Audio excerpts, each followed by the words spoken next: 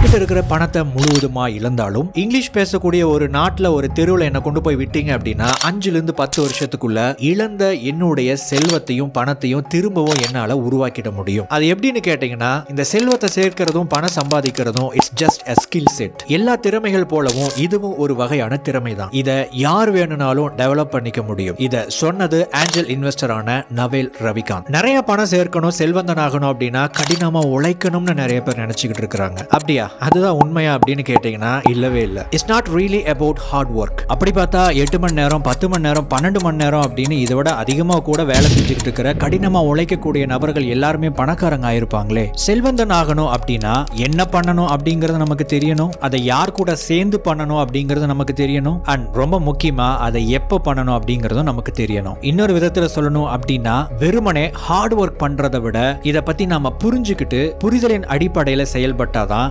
செல்வந்தனாக முடியும். S, of course hard work அப்படிங்கிறது ரொம்ப முக்கியம். கடின உழைப்பு அப்படிங்கிறது எல்லா துறைக்கும் இன்றியமையாத ஒன்றுதான். ஆனா அந்த கடின உழைப்பு அப்படிங்கிறது சரியான ஒரு பாதையில டைரக்ட் பண்ணப்படணும். அப்பதான் அந்த ஹார்ட் ஒர்க்குக்கு சரியான ஒரு வேல்யூ கிடைக்கும் அண்ட் அதிகமான செல்வத்தையும் சேர்க்க முடியும். நீங்க எதுல வேலை செய்யணும் அப்படிங்கிறது உங்களுக்கு தெரியல அப்படின்னா உங்களுடைய முதல் வேலை அதை கண்டுபிடிக்கிறதா தான் இருக்கணும். நிறைய பேர் நம்ம என்னதான் பண்றோம், எங்க தான் போய்கிட்டு இருக்கிறோம் அப்படிங்கறதே தெரியாத அளவுக்கு மாடா உழைச்சு ஓடா தெரிஞ்சுக்கிட்டு இருக்காங்க. அப்படிப்பட்ட நபர்களா நீங்க இருக்க கூடாது. நவேல் ரவிகாந்த் ரொம்ப வருஷமா அவருடைய மனசுக்குள்ள வச்சுக்கிட்டு இருந்த அவர் நம்பர அண்ட் அவர் ஃபாலோ பண்ண எக்கச்சக்கமான கருத்துக்களையும் பிரின்சிபல்ஸையும் அவருடைய நாலேஜையும் அவருடைய ட்விட்டர் பக்கத்துல ஒரு ட்வீட் ஸ்டாம் மூலமா வெளிப்படுத்தி இருந்தாரு. இதை எல்லாத்தையும் ஒண்ணு சேர்த்து எரிக் ஜார்ஜன்சன் அப்படிங்கிறவர் ஒரு புத்தகமா தொகுத்து வெளியிட்டாரு. அந்த புத்தகத்தோட பேரு தி அல்மனக் ஆஃப் நவேல் ரவிகாந்த். நாம இந்த புத்தகத்தின் வாயிலா நவேல் ரவிகாந்தினுடைய ஐடியாஸ், நாலேஜ், பிரின்சிபிள்ஸ் ஒரு சீரீஸ் மூலமா நம்ம பார்க்க இருக்கிறோம். ஷார்ட் வெர்ஷனா at the same time short ஃபார்ம்ல கொடுக்கிறேன் அப்படிங்கிறதுக்காக அதனுடைய முழுமையான எசன்ஸை இழக்காம ரொம்ப எஃபெக்டிவான வழியிலையும் நாம இந்த சீரீஸை கண்டினியூ பண்ண போறோம். அதிர்ஷ்டம் இல்லாமலும் பணக்காரனாவது எப்படி? பணத்தையோ அந்தஸ்தையோ தேடுவதை விட செல்வத்தை தேடுங்கள். நீங்கள் தூங்கும் போதும் கூட உங்களுக்கு சம்பாதித்து கொடுப்பது செல்வம். பணம் என்பது செல்வத்தையும் நேரத்தையும் கடத்துவதற்கான கருவி. அந்தஸ்து என்பது சமுதாயத்தில் உங்களுடைய நிலை. நியாயமான முறையில் செல்வத்தை உருவாக்கிட முடியும் என்பதை புரிந்து கொள்ளுங்கள். நீங்கள் மறைமுகமாக பணத்தையோ செல்வத்தையோ வெறுத்தால் அது உங்களிடம் வருவதை தவிர்த்துவிடும். தங்களுடைய அந்தஸ்தை வைத்து பந்தா காட்டும் மனிதர்களை தவிர்த்து விடுங்கள். உங்களுடைய நேரத்தை நீங்கள் வாடகைக்கு விடுவதன் மூலம் உங்களால் செல்வந்தனாக முடியாது. நீங்கள் நிச்சயமாக ஒரு தொழிலில் பங்குதாரராக இருக்க வேண்டும். நீங்கள் பொருளாதார தன்னிறைவை அடைய வேண்டும் என்று விரும்பினால் மக்கள் விரும்பும் ஒன்றை அல்லது அவர்களுக்கு தேவைப்படும் ஒன்றை நீங்கள் கொடுப்பதன் மூலம் செல்வந்தனாக முடியும். ஒரு தொழில்துறையை தேர்ந்தெடுங்கள். அத்துறை நீங்கள் நீண்ட நெடுங்காலம் பணியாற்றக்கூடியதாக இருக்க வேண்டும். இன்டர்நெட் மிகப்பெரிய வாய்ப்புக்கான கதவுகளை திறந்திருக்கிறது. ஆனால் இன்னும் நிறைய பேர் இதை அறிந்து கொள்ளவில்லை. நீங்கள் தொழில் ரீதியான கூட்டாளிகளை தேர்ந்தெடுக்க வேண்டுமானால் அவர்களிடம் இந்த 3 குணங்கள் இருக்குமாறு பார்த்து கொள்ளுங்கள். புத்தி கூர்மை, ஆற்றல் மற்றும் நேர்மை. இழிவானவர்களோடும் எதிர்மறை எண்ணம் கொண்டவர்களோடும் கூட்டு சேராதீர்கள். விற்க கற்றுக்கொள்ளுங்கள், உருவாக்க கற்றுக்கொள்ளுங்கள். உங்களால் இந்த இரண்டையும் செய்ய முடிந்தால் நீங்கள் தடைகளை தகர்த்தெறியும் வெற்றியாளனாகலாம். நீங்கள் பிரத்யேக அறிவு, பொறுப்புணர்வு மற்றும் குறைவான நேரத்தில் அதிக செயலை உருவாக்கும் திறன், லீவரேஜ், இந்த 3ஐயும் வளர்த்து கொள்ளுங்கள். பிரத்யேக அறிவை பயிற்சியின் மூலம் உருவாக்கிட முடியாது. அது முடியும் என்றால் இந்த சமுதாயம் வேறு ஒருவருக்கு அந்த பயிற்சியை கொடுத்து உங்களுடைய இடத்தில் வேறொருவரை உட்கார வைத்துவிடும். உங்களுடைய உண்மையான ஆர்வத்தையும் விருப்பத்தையும் பின்தொடர்வதன் மூலம் மட்டுமே பிரத்யேக அறிவை உருவாக்கிட முடியும். பிரத்யேக அறிவை உருவாக்குவது என்பது உங்களுக்கு ஒரு விளையாட்டை போன்றும் மற்றவர்களுக்கு இது கடினமான ஒரு வேலை போன்றும் இருக்கும். பிரத்யேக அறிவை பள்ளிக்கூடங்கள் மூலம் கற்றுத்தர இயலாது. கற்றுத் தேர்ந்த ஒருவரிடம் இணைந்து செயலாற்றுவதன் மூலமாகவும் கவனித்து சுயமாக புரிந்து கொள்வதன் மூலமாக மட்டுமே கற்றுக்கொள்ள முடியும். பிரத்யேக அறிவு நுட்பமானதாகவோ ஆக்கப்பூர்வமானதாகவோ இருக்கும். ஆதலால் இதை மற்றவர்களை வைத்து செய்வதென்பது இயலாத காரியம். பொறுப்புணர்ச்சியை வளர்த்து கொள்ளுங்கள். சுயமாக தொழில் ரீதியான சவால்களை சந்தியுங்கள். இந்த சமுதாயம் பொறுப்புடன் தொழில் ரீதியான பங்கையும் குறைந்த நேரத்தில் அதிக செயலை வெளிப்படுத்தும் திறனையும் உங்களுக்கு பரிசளிக்கும். எனக்கு மிக நீண்ட ஒரு நெம்புகோலையும் நிற்பதற்கு சரியான ஒரு இடத்தையும் தாருங்கள். இந்த பூமியை நான் அசைத்து காட்டுகிறேன். ஆர்க்கிமெடிஸ். செல்வ வளத்தை உருவாக்க குறைவான நேரத்தில் அதிக செயலை செய்யும் திறன், அதாவது லீவரேஜ் தேவைப்படுகிறது. மூலதனம் என்பது பணம். பணத்தை உருவாக்க உங்களுடைய பிரத்யேக அறிவையும் பொறுப்புணர்ச்சியும் ஒன்றிணைத்து நல்ல விளைவுகளை முன்மாதிரியாக மக்களுக்கு காட்டுங்கள். குறைந்த நேரத்தில் அதிக செயலை வெளிப்படுத்தும் திறன்களில் முதலீடு மற்றும் வேலையாட்கள் ஆகியவை உள்ளடக்கமாகும். எல்லோரும் முதலீட்டை உருவாக்க ஓடிக்கொண்டிருக்கிறார்கள், ஆனால்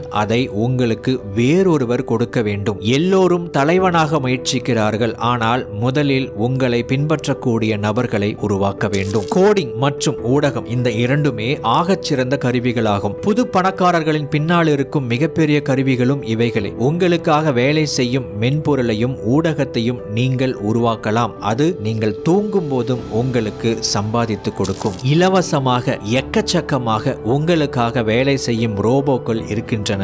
அவற்றை பயன்படுத்திக் கொள்ளுங்கள். உங்களால் கோடிங் செய்ய இயலவில்லை என்றால் புத்தகங்களையோ வலைப்பூக்களையோ எழுதுங்கள். வீடியோக்களை ரெக்கார்ட் செய்யுங்கள். பாட்காஸ்டுகளை உருவாக்குங்கள். உங்களுடைய முடிவுகளை பல மடங்காக அதிகரிக்க செய்யும் கருவிக்கு பெயர்தான் லீவரேஜ். சரியாக முடிவெடுக்க அனுபவம் தேவை, ஆனால் அடிப்படை திறமைகளை வளர்த்துக் கொள்வதன் மூலம் சரியான முடிவுகளை வேகமாக எடுக்கலாம். நுண்பொருளையும் ஆட்டக் கோட்பாடுகளையும் உளவியல் உங்களுக்கு கருத்தை மற்றவர்கள் ஏற்க செய்யும் தந்திரங்களையும் நீதி நெறிகளையும் கணிதம் மற்றும் கணினி சம்பந்தப்பட்ட விஷயங்களை கற்று தேர்ச்சி அடையுங்கள். கேட்பதை விட படிப்பது வேகமானது, பார்ப்பதை விட செய்வது அதிவேகமானது. ஒரு மணி நேரத்திற்கு இவ்வளவு என்று உங்களுக்கு நீங்களே உங்கள் செயல்திறனுக்கான தொகையை முடிவு செய்து கொள்ளுங்கள். நீங்கள் ஒரு பிரச்சனைக்கான தீர்வை செயல்படுத்தும் போது உங்களுடைய ஒரு மணி நேரத்திற்கான தொகையை விட குறைவான தொகையை கிடைக்கும் என்றால் அதை தவிர்த்து விடுங்கள். ஒரு செயலை மற்றவர்களை வைத்து செய்வதன் மூலம் அதற்கான தொகையை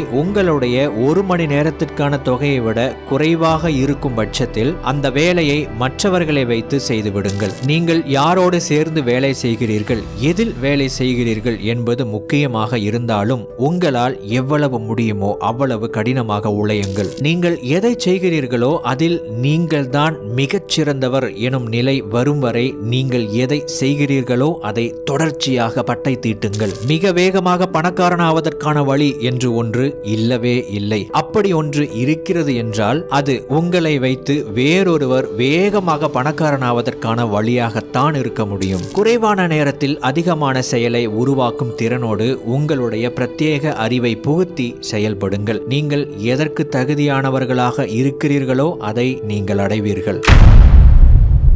இப்போ வரைக்கும் நாம பார்த்தது நவேல் ரவிகாந்த் அவருடைய ட்விட்டர் பக்கத்துல வெளியிட்டிருந்த ட்வீட் ஸ்டாமோட தமிழாக்கம். இப்ப பார்த்த அவருடைய ட்வீட்ஸை ஒரு சம்மரைஸ் பண்ணிடலாம். இது வரைக்கும் நம்ம பார்த்ததே ஒரு சம்மரி மாதிரி தான் இருந்துச்சு அப்படின்னு நீங்க ஃபீல் பண்ணியிருந்தீங்க அப்படின்னா, இதுல சொல்லப்பட்டிருக்கிற ஒவ்வொரு ட்வீட்டை எடுத்து நாம பேசினா கூட கிட்டத்தட்ட 5-10 நிமிஷம் வரைக்கும் ஒவ்வொரு ட்வீட்டையும் நம்ம எக்ஸ்பிளைன் பண்ண முடியும். அவ்வளவு ஆழமான கருத்துக்கள் கொண்டதுதான் நவேல் ரவிகாந்தோட ட்வீட் ஸ்டாம்ஸ். இது வரைக்கும் பார்த்த எல்லா ட்வீட்டையும் நாம 2 வார்த்தையில சம்மரைஸ் பண்ண முடியும். Productize yourself.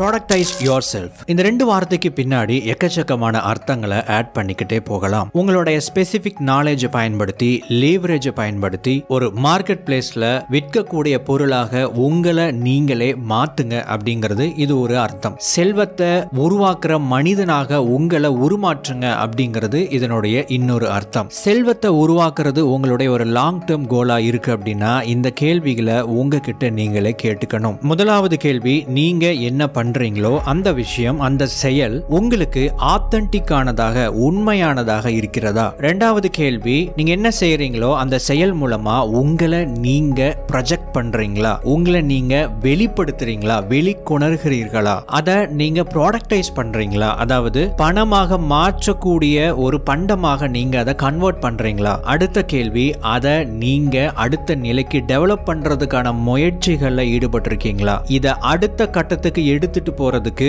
Internet, media, coding இது மாதிரியான டெக்னாலஜியை நீங்க பயன்படுத்துறீங்களா? பணம் அண்ட் செல்வம் இந்த ரெண்டுக்குமான வித்தியாசம் என்ன? செல்வத்தை டிரான்ஸ்ஃபர் பண்றதுக்கு பயன்படுத்துற கருவிக்கு பேரு தான் பணம். இது ஒரு வகையான சோஷியல் கிரெடிட், மக்களுடைய நேரத்தை நீங்க பயன்படுத்துறதுக்காக பயன்படுற கருவி. நான் ஒரு வேலையை சரியா செஞ்சேன் அப்படின்னா அதன் மூலமா மக்களுக்கு வேல்யூவை நான் கிரியேட் பண்றேன் அப்படின்னா இந்த சொசைட்டி நன்றி மகனே, நீ செஞ்ச இந்த வேலைக்காக உனக்கு ஃபியூச்சர்ல எதிர்காலத்துல, அதாவது இதுக்கப்புறம் உனக்கு தேவைப்படுற நீ விரும்புற விஷயங்களை அடையிறதுக்கான ஒரு டிக்கெட் இதுதான், இதை வாங்கிக்கோ அப்படின்னு சொல்லிட்டு ஒன்று கொடுக்குறாங்க பார்த்தீங்களா, அதுதான் பணம். இதை நீங்க அடைஞ்சிட்டா உங்களால எல்லாமே அடைஞ்சிட முடியும் அப்படின்னு நீங்க நம்பிக்கிட்டு இருக்கிறீங்க. ஆனா உங்களுடைய நம்பிக்கையும் உங்களுடைய பார்வை கோணத்தையும் நீங்க மாத்தணும். செல்வம், வெல்த், அதைத்தான் நீங்க தேடணும். அதுதான் உங்களுக்கு வேணும். நீங்க தூங்கிக்கிட்டு இருக்கும் போது கூட உங்களுக்கு சம்பாதிச்சு கொடுக்கக்கூடிய ஒரு கருவிக்கு பேரு தான் செல்வம். அது ஒரு ஃபேக்டரியா இருக்கலாம், ஒரு கம்பெனியா இருக்கலாம், ஒரு ரோபோட்டா இருக்கலாம், ஒரு ஆப்பா இருக்கலாம், ஒரு வெப்சைட்டா இருக்கலாம், ஒரு வீடியோவா இருக்கலாம். இன்னொரு விதத்துல சொல்லணும் அப்படின்னா சொத்துக்கள் கூட ஒரு வகையான செல்வம் தான். உதாரணத்துக்கு உங்ககிட்ட ஒரு வீடு இருக்கு அப்படின்னா அந்த வீட்டை நீங்க ரெண்டுக்கு விடுறதன் மூலமா அதன் மூலமா நீங்க வருமானத்தை ஈட்ட முடியும். சோ நவேல் ரவிகாந்த பொறுத்த வரைக்கும் செல்வம் அப்படின்னா இதுதான். நீங்க தூங்கும் போது கூட உங்களுக்கு பணம் சம்பாதிச்சு கொடுக்கிற ஒரு விதமான பிசினஸ் ஆகவோ ஒரு சொத்தாகவோ இருக்கு அப்படின்னா அதுதான் செல்வம். அதை நீங்க தேடணும். சரித்திரத்தை எடுத்து பார்த்தீங்க அப்படின்னா ஒவ்வொரு காலகட்டத்திலேயும் அதிகமான செல்வத்தை உருவாக்குற வாய்ப்புகள் உருவானப்பெல்லாம், அதாவது ஒரு கட்டத்துல வளங்கள் இருந்துச்சு அப்படின்னா அந்த வளங்களை யாரெல்லாம் தனக்கு சொந்தமாக்கிக்கிட்டாங்களோ அவங்க எல்லாம் மிகப்பெரிய செல்வந்தர்களா இருந்தாங்க. அதுக்கப்புறம் இண்டஸ்ட்ரீஸ் வந்துச்சு, அந்த இண்டஸ்ட்ரீஸை யாரெல்லாம் ஓன் பண்ணாங்களோ அவங்க எல்லாம் மிகப்பெரிய ஒரு வெல்தி பர்சனா இருந்தாங்க. அதுக்கப்புறம் எண்ணெய் வந்துச்சு, இந்த ஆயில அல்லது ஆயில் சம்பந்தப்பட்ட தொழில்கள்ல யாரெல்லாம் ஈடுபட்டாங்களோ அவங்க எல்லாம் நிறைய சம்பாதிச்சாங்க, மிகப்பெரிய செல்வந்தர்கள் ஆனாங்க. சோ அந்த வரிசையில நாம வாழ்ந்துகிட்டு இருக்கிற இந்த காலகட்டம் டெக்னாலஜி யுகம். இங்க யாரெல்லாம் இந்த டெக்னாலஜியை தன்னுடைய வசப்படுத்திக்கிறாங்களோ அவங்க எல்லாம் அதிகமா சம்பாதிச்சுக்கிட்டும் செல்வங்களை உருவாக்கிக்கிட்டும் இருக்கிறாங்க. இந்த செல்வம் உங்களுக்கு தேவைப்படுது அப்படின்னா ஸ்பெசிபிக் நாலேஜ், அதாவது பிரத்யேகமான அறிவை நீங்க உருவாக்க கத்துக்கணும். Find and build specific knowledge. பிரத்யேக அறிவை யாராலும் கற்றுக் கொடுக்க முடியாது, ஆனால் அதை யார் வேண்டுமானாலும் கற்றுக்கொள்ள முடியும். நீங்கள் நீங்களாக இருக்கும்போது உங்களுடன் யாராலும் போட்டியிட முடியாது. ஸ்பெசிபிக் நாலேஜ் அப்படின்னா என்ன அப்படின்னு முதல்ல நாம புரிஞ்சுக்கணும். சேல்ஸ் ஸ்கில் அப்படிங்கிறது ஒரு வகையான ஸ்பெசிபிக் நாலேஜ். நீங்க ஏதாவது ஒரு ஷோரூம்லயோ நீங்க ஏதாவது ஒரு கடைகளுக்கு போகும்போது அங்க இருக்கிற ஒரு சேல்ஸ் பர்சன் உங்களை ஒரு நல்ல விதமா அப்ரோச் பண்ணி அவங்க ஒரு பிசினஸ் க்ளோஸ் பண்ணி இருக்கலாம். அவங்கள பார்க்கும்போது இவங்க ரொம்ப நேச்சுரலா ரொம்ப இயல்பா பேசுறாங்க, ரொம்ப நல்லா பேசுறாங்க, இவங்களுக்கு நல்ல பேச்சு திறமை இருக்கு அப்படின்னு நீங்க நினைச்சிருப்பீங்க. இதைத்தான் நாம ஸ்பெசிபிக் நாலேஜ் அப்படின்னு சொல்றோம். இந்த ஸ்பெசிபிக் ஸ்கில்ல அவங்க ஸ்கூல்லயோ காலேஜ்லயோ லேர்ன் பண்ணியிருப்பாங்க அப்படின்னு சொல்ல முடியாது. கண்டிப்பா இவங்க வேற எங்கேயோ இருந்துதான் லேர்ன் பண்ணி இருக்கிறாங்க. மேபி இதை அவங்க அப்பா அம்மா கிட்ட இருந்து லேர்ன் பண்ணி இருக்கலாம், ப்ரீவியஸ் எக்ஸ்பீரியன்ஸ் மூலமா லேர்ன் பண்ணி இருக்கலாம். இந்த சேல்ஸ் அப்படிங்கிறது ஒரு ஸ்கில் அப்படிங்கிறதுனால இந்த ஸ்கில்ல யார் வேணும்னாலும் கத்துக்க முடியும். இதை கத்துக்கிறதுக்கு கொஞ்சம் எக்ஸ்பீரியன்ஸ் அல்லது ட்ரைனிங் இது மாதிரியான விஷயங்களை பயன்படுத்தி நீங்க உங்களுடைய சேல்ஸ் ஸ்கில்லை இம்ப்ரூவ் பண்ணிக்க முடியும். பட் எந்த ஒரு ஸ்பெசிபிக் நாலேஜா இருந்தாலும் அதனுடைய விதை அப்படிங்கிறது நாம சின்ன வயசா இருக்கும் போதே போடப்பட்டிருக்கும். உங்களுடைய சின்ன வயசுல இந்த சில விஷயங்களுக்கு நீங்க அதிகமா ஆர்வம் காட்டி இருப்பீங்க. அது ஒரு ஸ்கில் அப்படின்னு கூட உங்களுக்கு தெரியாது. அதை நீங்க ஒரு ஸ்கில்னு கூட ஐடென்டிஃபை பண்ணி இருக்க மாட்டீங்க. ஆனா உங்களை சுத்தி இருக்கிறவங்க அதை கவனிச்சிருப்பாங்க. நீங்க நல்லா பேசக்கூடிய ஒரு நபர் அப்படின்னா யாராவது உங்களை பார்த்து நீ ரொம்ப நல்லா பேசுற, நீ பொழைச்சுக்கு போ அப்படின்னு யாராவது பேச்சு வாக்குல சொல்லியிருப்பாங்க. இந்த பேச்சு திறமை எனக்கு இருக்கு அப்படிங்கிறத நீங்க பெருசா எடுத்திருக்க மாட்டீங்க. பட் அது ஒரு ஸ்கில். ஸோ ஸ்பெசிபிக் ஸ்கில் அப்படிங்கிறது இந்த மாதிரியான ஸ்கில்ஸ் மூலமாக தான் டெவலப் ஆகிக்கிட்டு இருக்கு. சில உதாரணங்களை பார்க்கலாம். சிலருக்கு மியூசிக்கல் டேலண்ட்ஸ் இருக்கும். இங்க டேலண்ட் அப்படிங்கிற ஒரு வார்த்தையை நான் ஏன் பயன்படுத்துறேன் அப்படின்னா இது உங்களுக்கு ரொம்ப சின்ன வயசுல இருந்தே ரொம்ப இயல்பா வரக்கூடிய ஒரு விஷயமா இருந்திருக்கும். அவங்கனால ஒரு மியூசிக்கல் இன்ஸ்ட்ருமெண்ட்டை, உதாரணத்துக்கு ஒரு ட்ரம்ஸ் இருக்கு அப்படின்னா அதை முதல் முறை தொட்ட உடனேயே அதுல இருந்து பேசிக்கான ஒரு இசையை வாசிக்கக்கூடிய தன்மை அவங்களுக்கு இருக்கலாம். அடுத்தது உங்களுக்கு ஏதாவது ஒரு விஷயத்தை பத்தி தெரிஞ்சுக்கணும்னு ஆர்வம் ஏற்பட்ட உடனேயே அதுக்குள்ள போய் மூழ்கி அதுல என்ன இருக்கு அப்படிங்கறத உங்களால முழுசா மற்றவங்களை விட அதிகமா தெரிஞ்சுக்கக்கூடிய ஒரு டேலண்ட் இருக்கலாம். அடுத்தது அதிகமான கதைகள், கதை புத்தகங்கள், படங்கள் பார்க்கணும் அப்படிங்கிற ஒரு ஆர்வம், மற்றவங்க பார்க்கறத விட நாம வித்தியாசமா ஒரு கதையை, ஒரு படத்தை அணுகிற விதம், இது இது ஒரு விதமான டேலண்ட் அப்படின்னு சொல்லலாம். இந்த டேலண்ட் எல்லாம் உங்களுடைய பிறப்புல இருந்தே உங்க கூட வளர்ந்துகிட்டு இருக்கிற சில குணங்கள் அப்படின்னு சொல்லலாம். நீங்க உண்மையாவே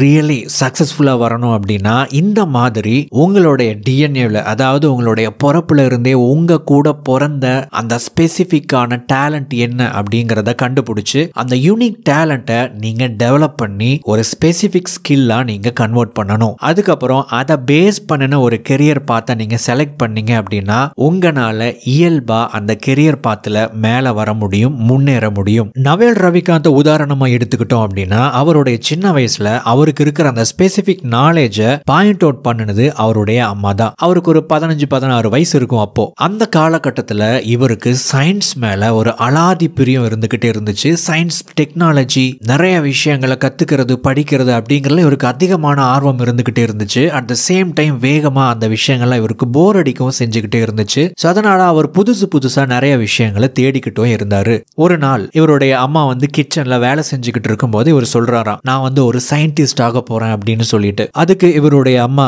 இல்ல நீ ஒரு பிசினஸ் மேன் தான் ஆக போறேன் அப்படின்னு சொன்னாங்களாம். உங்களுக்குள்ள என்ன டேலண்ட் இருக்கு, உங்களுடைய உண்மையான கியூரியாசிட்டி, அதாவது உண்மையா ஒரு விஷயத்தை பத்தி தெரிஞ்சுக்கணும்னு உங்களை தூண்டிக்கிட்டே இருக்கிற அந்த உண்மையான ஆர்வத்தை கண்டுபிடிக்கிறதும் உங்களுடைய பேஷனை கண்டுபிடிக்கிறதன் மூலமாக மட்டும்தான் உண்மையான ஸ்பெசிபிக் நாலேஜை நீங்க உருவாக்கிட முடியும். இதை நாம ஒரு பெஸ்ட் ஸ்கூல்ல படிக்கிறோம், நம்ம ஒரு பெஸ்ட் காலேஜ்ல படிக்கிறோம், இப்ப இருக்கிற நல்ல ஸ்கோப் இருக்கிற ஒரு கோர்ஸ் படிக்கிறோம் அப்படிங்கறதுனால உங்களுடைய ஸ்பெசிபிக் நாலேஜை பில்ட் பண்ணிட முடியாது. இந்த ஸ்பெசிபிக் நாலேஜை கண்டுபிடிக்கிறதுலையும் பில்ட் பண்றதுலையும் நீங்க 100% இன்வால்வ் ஆகல அப்படின்னா இதுல யார் 100% இன்வால்வ் ஆகுறாங்களோ அவங்க உங்களை விட பல மடங்கு அவங்களுடைய கெரியரை பில்ட் பண்றதுலையும் ரேட் ரேஸ்ல இருந்து வெளியே வரதுலையும் வேகமா முன்னேறிடுவாங்க. இன்டர்நெட் வாய்ப்புக்கான பெருங்கதவனை திறந்திருக்கிறது. இன்னும் பல பேர் இதை அறியாமல் இருக்கின்றனர். உங்களுடைய செல்ஃபை நீங்க இன்டர்நெட் மூலமா எக்ஸ்பிரஸ் பண்றதன் மூலமா, அதாவது கான்டென்ட் கிரியேஷன் மூலமா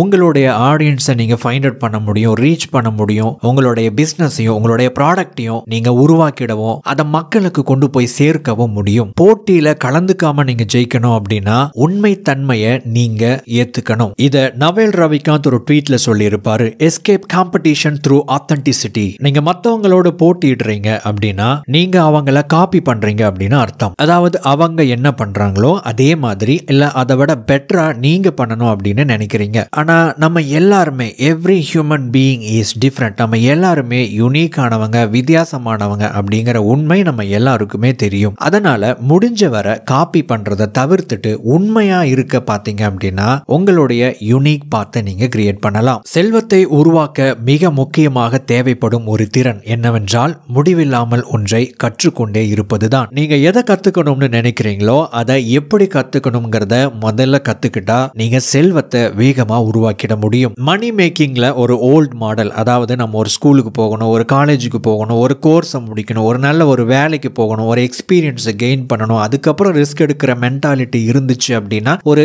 பிசினஸ் ஸ்டார்ட் பண்ணணும் அப்படிங்கிறது பழைய ட்ரெடிஷனல் மெத்தட். ஆனா இப்போ காலம் அப்படிங்கிறது ரொம்ப வேகமா மாறிக்கிட்டு இருக்கு. பலவிதமான புதிய வாய்ப்புகள் இன்னைக்கு நம்மளை சுத்தி உருவாகிக்கிட்டே இருக்கு. புது புது வார்த்தைகளை நாம கேட்க ஆரம்பிக்கிறோம். இதையெல்லாம் கத்துக்கிறதுக்கு உங்களுக்கு பல வருடங்கள் தேவைப்படாது. மேக்சிமம் ஒரு வருடத்துக்குள்ளாகவே இதையெல்லாம் நீங்க முழுசா கத்துக்கிட்டு அதன் மூலமா நீங்க பணம் சம்பாதிக்கவும் ஆரம்பிக்க முடியும். ஆனா ஒரு விஷயத்தை கத்துக்கணும் அப்படின்னா அதுக்கு மிகவும் அடிப்படையானது அதனுடைய ஃபவுண்டேஷன். அந்த பேசிக்கான விஷயங்களை முதல்ல நாம கத்துக்கிட்டாதான் அதை தொடர்ந்து இருக்கிற விஷயங்களை நம்மளால புரிஞ்சுக்கவே முடியும். இந்த பேசிக்கான விஷயங்களை பொறுமையா கத்துக்கிறதுக்கு உங்களுக்கு ஆர்வமும் பொறுமையும் பேஷனும் இருக்கு அப்படின்னா நீங்க அந்த ஃபீல்டுக்குள்ள என்ட்ராகி ஜெயிக்க முடியும். புதுசா ஏதேதோ வந்தாலும் அந்த விஷயங்களுக்கும் உங்களுடைய டேலண்ட்டுக்கும் உங்களுடைய உண்மையான அந்த ஆர்வத்துக்கும் பேஷனுக்கும் ஒரு சம்பந்தம் இருக்கிற மாதிரியான ஒரு புது ஃபீல்ட், ஒரு புது ஆப்பர்ச்சுனிட்டி வரும்போது அந்த பர்டிகுலர் ஆப்பர்ச்சுனிட்டியை நீங்க தேர்ந்தெடுத்தீங்க அப்படின்னா நீங்க ஜெயிக்கலாம். வரக்கூடிய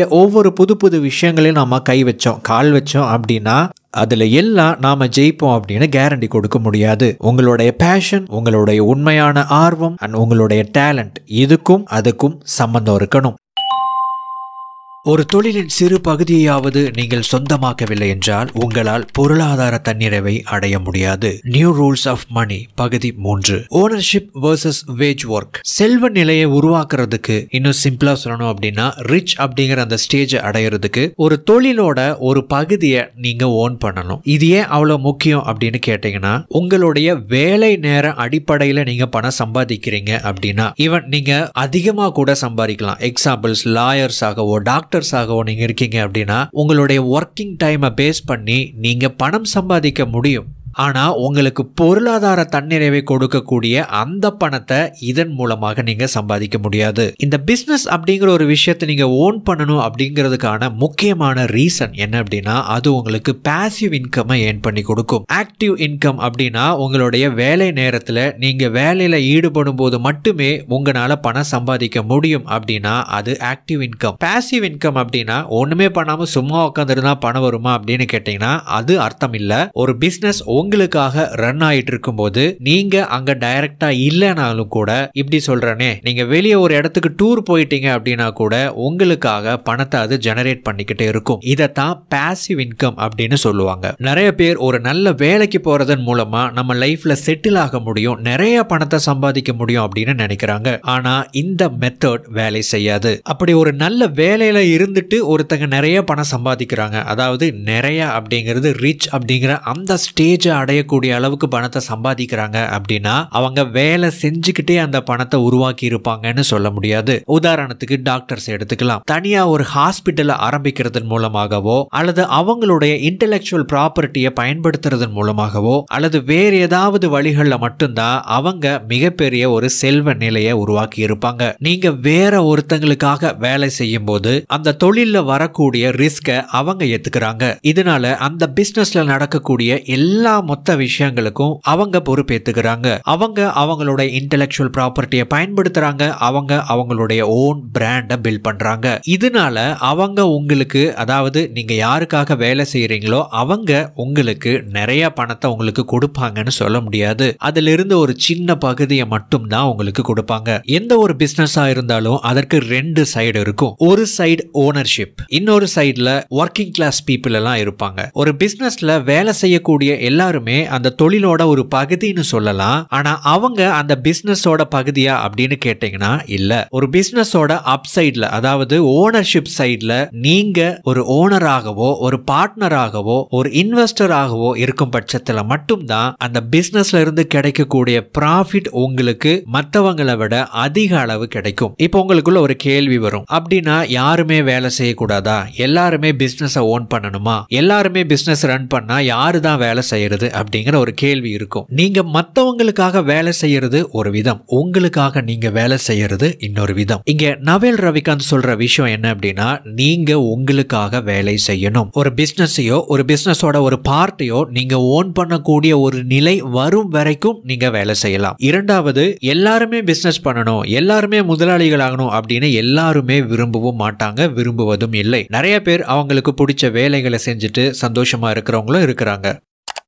வேற ஒரு மனுஷனுடைய கனவுக்கு இவன் வேலை செஞ்சுட்டு இருக்கான். யாருக்கு இப்போ அது வேலை செய்கிற, உனக்கு சரியா? அங்கே வெஸ்டர்ன் அமெரிக்காவில் ஒருத்தர் இருக்கார், அவருக்காக இங்கே நான் இந்த கோடிங் பண்ணிகிட்டு இருக்கேன். இது எவ்வளோ வழி தரக்கூடிய விஷயம்னு கொஞ்சம் யோசிச்சு பாருங்க. அப்புறம் சில நைலான் கயிறு, அப்புறம் சில க்ளூ, இதெல்லாம். நீங்க மற்றவங்களுக்காக வேலை செஞ்சாலும் உங்களுக்காக நீங்க வேலை செய்யறது எப்படி? இந்த கருத்தை மணிகண்டன் சாரோட வீடியோல இருந்து இப்போ நீங்க தெரிஞ்சுக்க போறீங்க. தட்ஸ் வேர் சக்சென்டிவ் பிளானிங்னு ஒரு கான்செப்ட் வருது. என்னன்னு சொல்லி கேட்டிங்கன்னா, இன்றைக்கி வேணால் நீங்கள் வந்து ஒரு தனியார் கம்பெனியில் வேலை செய்கிற ஒரு எக்ஸிக்யூட்டிவ், ஆனால் அடுத்த 5 வருஷத்துக்கு உங்கள் பிளான் என்ன? What's your 5 year plan? Sir இன்றைக்கி வேணால் நான் இங்கே வேலை செஞ்சுட்ருக்கேன், பட் 2028 சார் நான் இப்படி இருக்கணும்னு ஆசைப்பட்றேன் சார். பரவாயில்ல, குட். 2028க்காவது பிளான் இருக்குல்ல, அதை மட்டும் ப்ளூ பிரிண்ட்டில் வை. இங்கே உங்களுக்கு வேலை செஞ்சு நீ சம்பளத்தை வாங்கிட்டே இரு. தனியாக உனக்கு இருக்கக்கூடிய நான் ஒர்க் ஹவர்ஸில் இந்த 2028 மாடலுக்கு தேவையானதை நீ செஞ்சுட்டு வா. அப்படி தான்.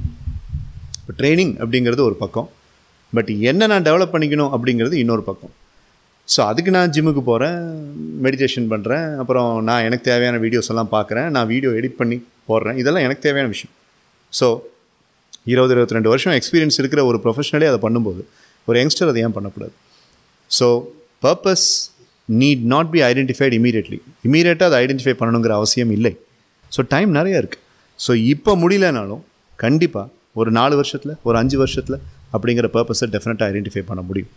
அதுக்கு நீங்கள் உயிர் கொடுக்கணும். அந்த உயிரை நீங்கள் கொடுக்கல அப்படின்னா it will await, it will fade away and it will collapse. But இளைஞர்கள் அதுக்கு உயிர் கொடுக்கறது இல்லை. சரி வந்துட்டோம், லோன் இருக்குது, நீ வேறு அடுத்த வருஷம் மேரேஜ் வேறு பண்ணி வைக்கிறேன்ட்டு இருக்காங்க. அப்படியே ஒரு சாக்கு சொல்லி அந்த பர்பஸை அவனே கொன்று புதைச்சிடறான். ஸோ ஹியூமன் பாடிஸ் இருக்கிறத விட கனவுகள், லட்சியங்கள், பர்பஸஸ் தான் சுடுகாட்டில் அதிகமாக புதைஞ்சு கிடக்கு. அதை கொள்வது வேறு யாருமே இல்லை, அந்தந்த பையன் அந்தந்த பொண்ணே தான். அதான் இதை ஒரு பர்பஸ் அடைஞ்ச ஒரு பர்சனாக நீங்கள் பேசலாம். சார் யூஆர் லக்கி அப்படின்ட்டு இந்த வீடியோ பார்க்குற ஒரு பர்சனுக்கு ஒரு மைண்ட் வாய்ஸ் வரும். லக்கி அப்படின்னு சொன்னால் ஓகே, அதை நான் ஏற்றுக்கிறேன். பட் பர்பஸுக்கு ஒரு ஸ்டெப்பை எடுத்து வச்சதுக்கு அப்புறம் தான் அந்த லக்குங்கிறது என்னை பார்த்து திரும்பி பார்த்துன்னு என்னால் உறுதியாக சொல்ல முடியும். உனக்கு அந்த லக்கு வேணும்னா நீ ஸ்டெப் எடுத்து வை, உனக்கு அந்த லக்கு வரும். அதான். பட் நீ ஸ்டெப்பை எடுத்தவனை பார்த்துட்டு அவனுக்கெல்லாம் என்னப்பா லக்கி அப்படின்னு சொன்னால் உன்னை விட முட்டாள் வேறு யாரும் கிடையாது. பூனை கண்ணை மூடிட்டு உலகம் அழிஞ்சிருச்சுன்னு நினச்ச மாதிரி. ஸோ அதான் தட்ஸ் தி ஆன்சர். ஸோ இப்போது தனியார் நிறுவனத்தில் வந்துக்கிட்டு வேறு வழி இல்லாமல் நீ வந்துட்டு இருக்க அப்படின்னா பரவாயில்ல, அதையும் தப்பு சொல்ல முடியாது. உனக்கு சம்பளம் வருது இல்லை, it's funding you, you are getting the food because of that money.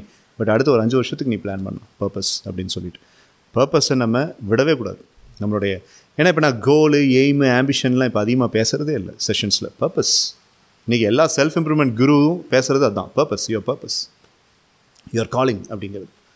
So அது டைம் நிறையா இருக்குது, எப்போ வேணாலும் பண்ணலாம். யூபிஎஸ்சி எக்ஸாமினேஷன் மாதிரி அதுக்கு கூட ஏஜ் லிமிட் இருக்குது. பட் பர்பஸுக்கு ஏஜ் லிமிட் கிடையவே கிடையாது. எப்போ வேணாலும் நீங்கள் ட்ரை பண்ணி அச்சீவ் பண்ணலாம்.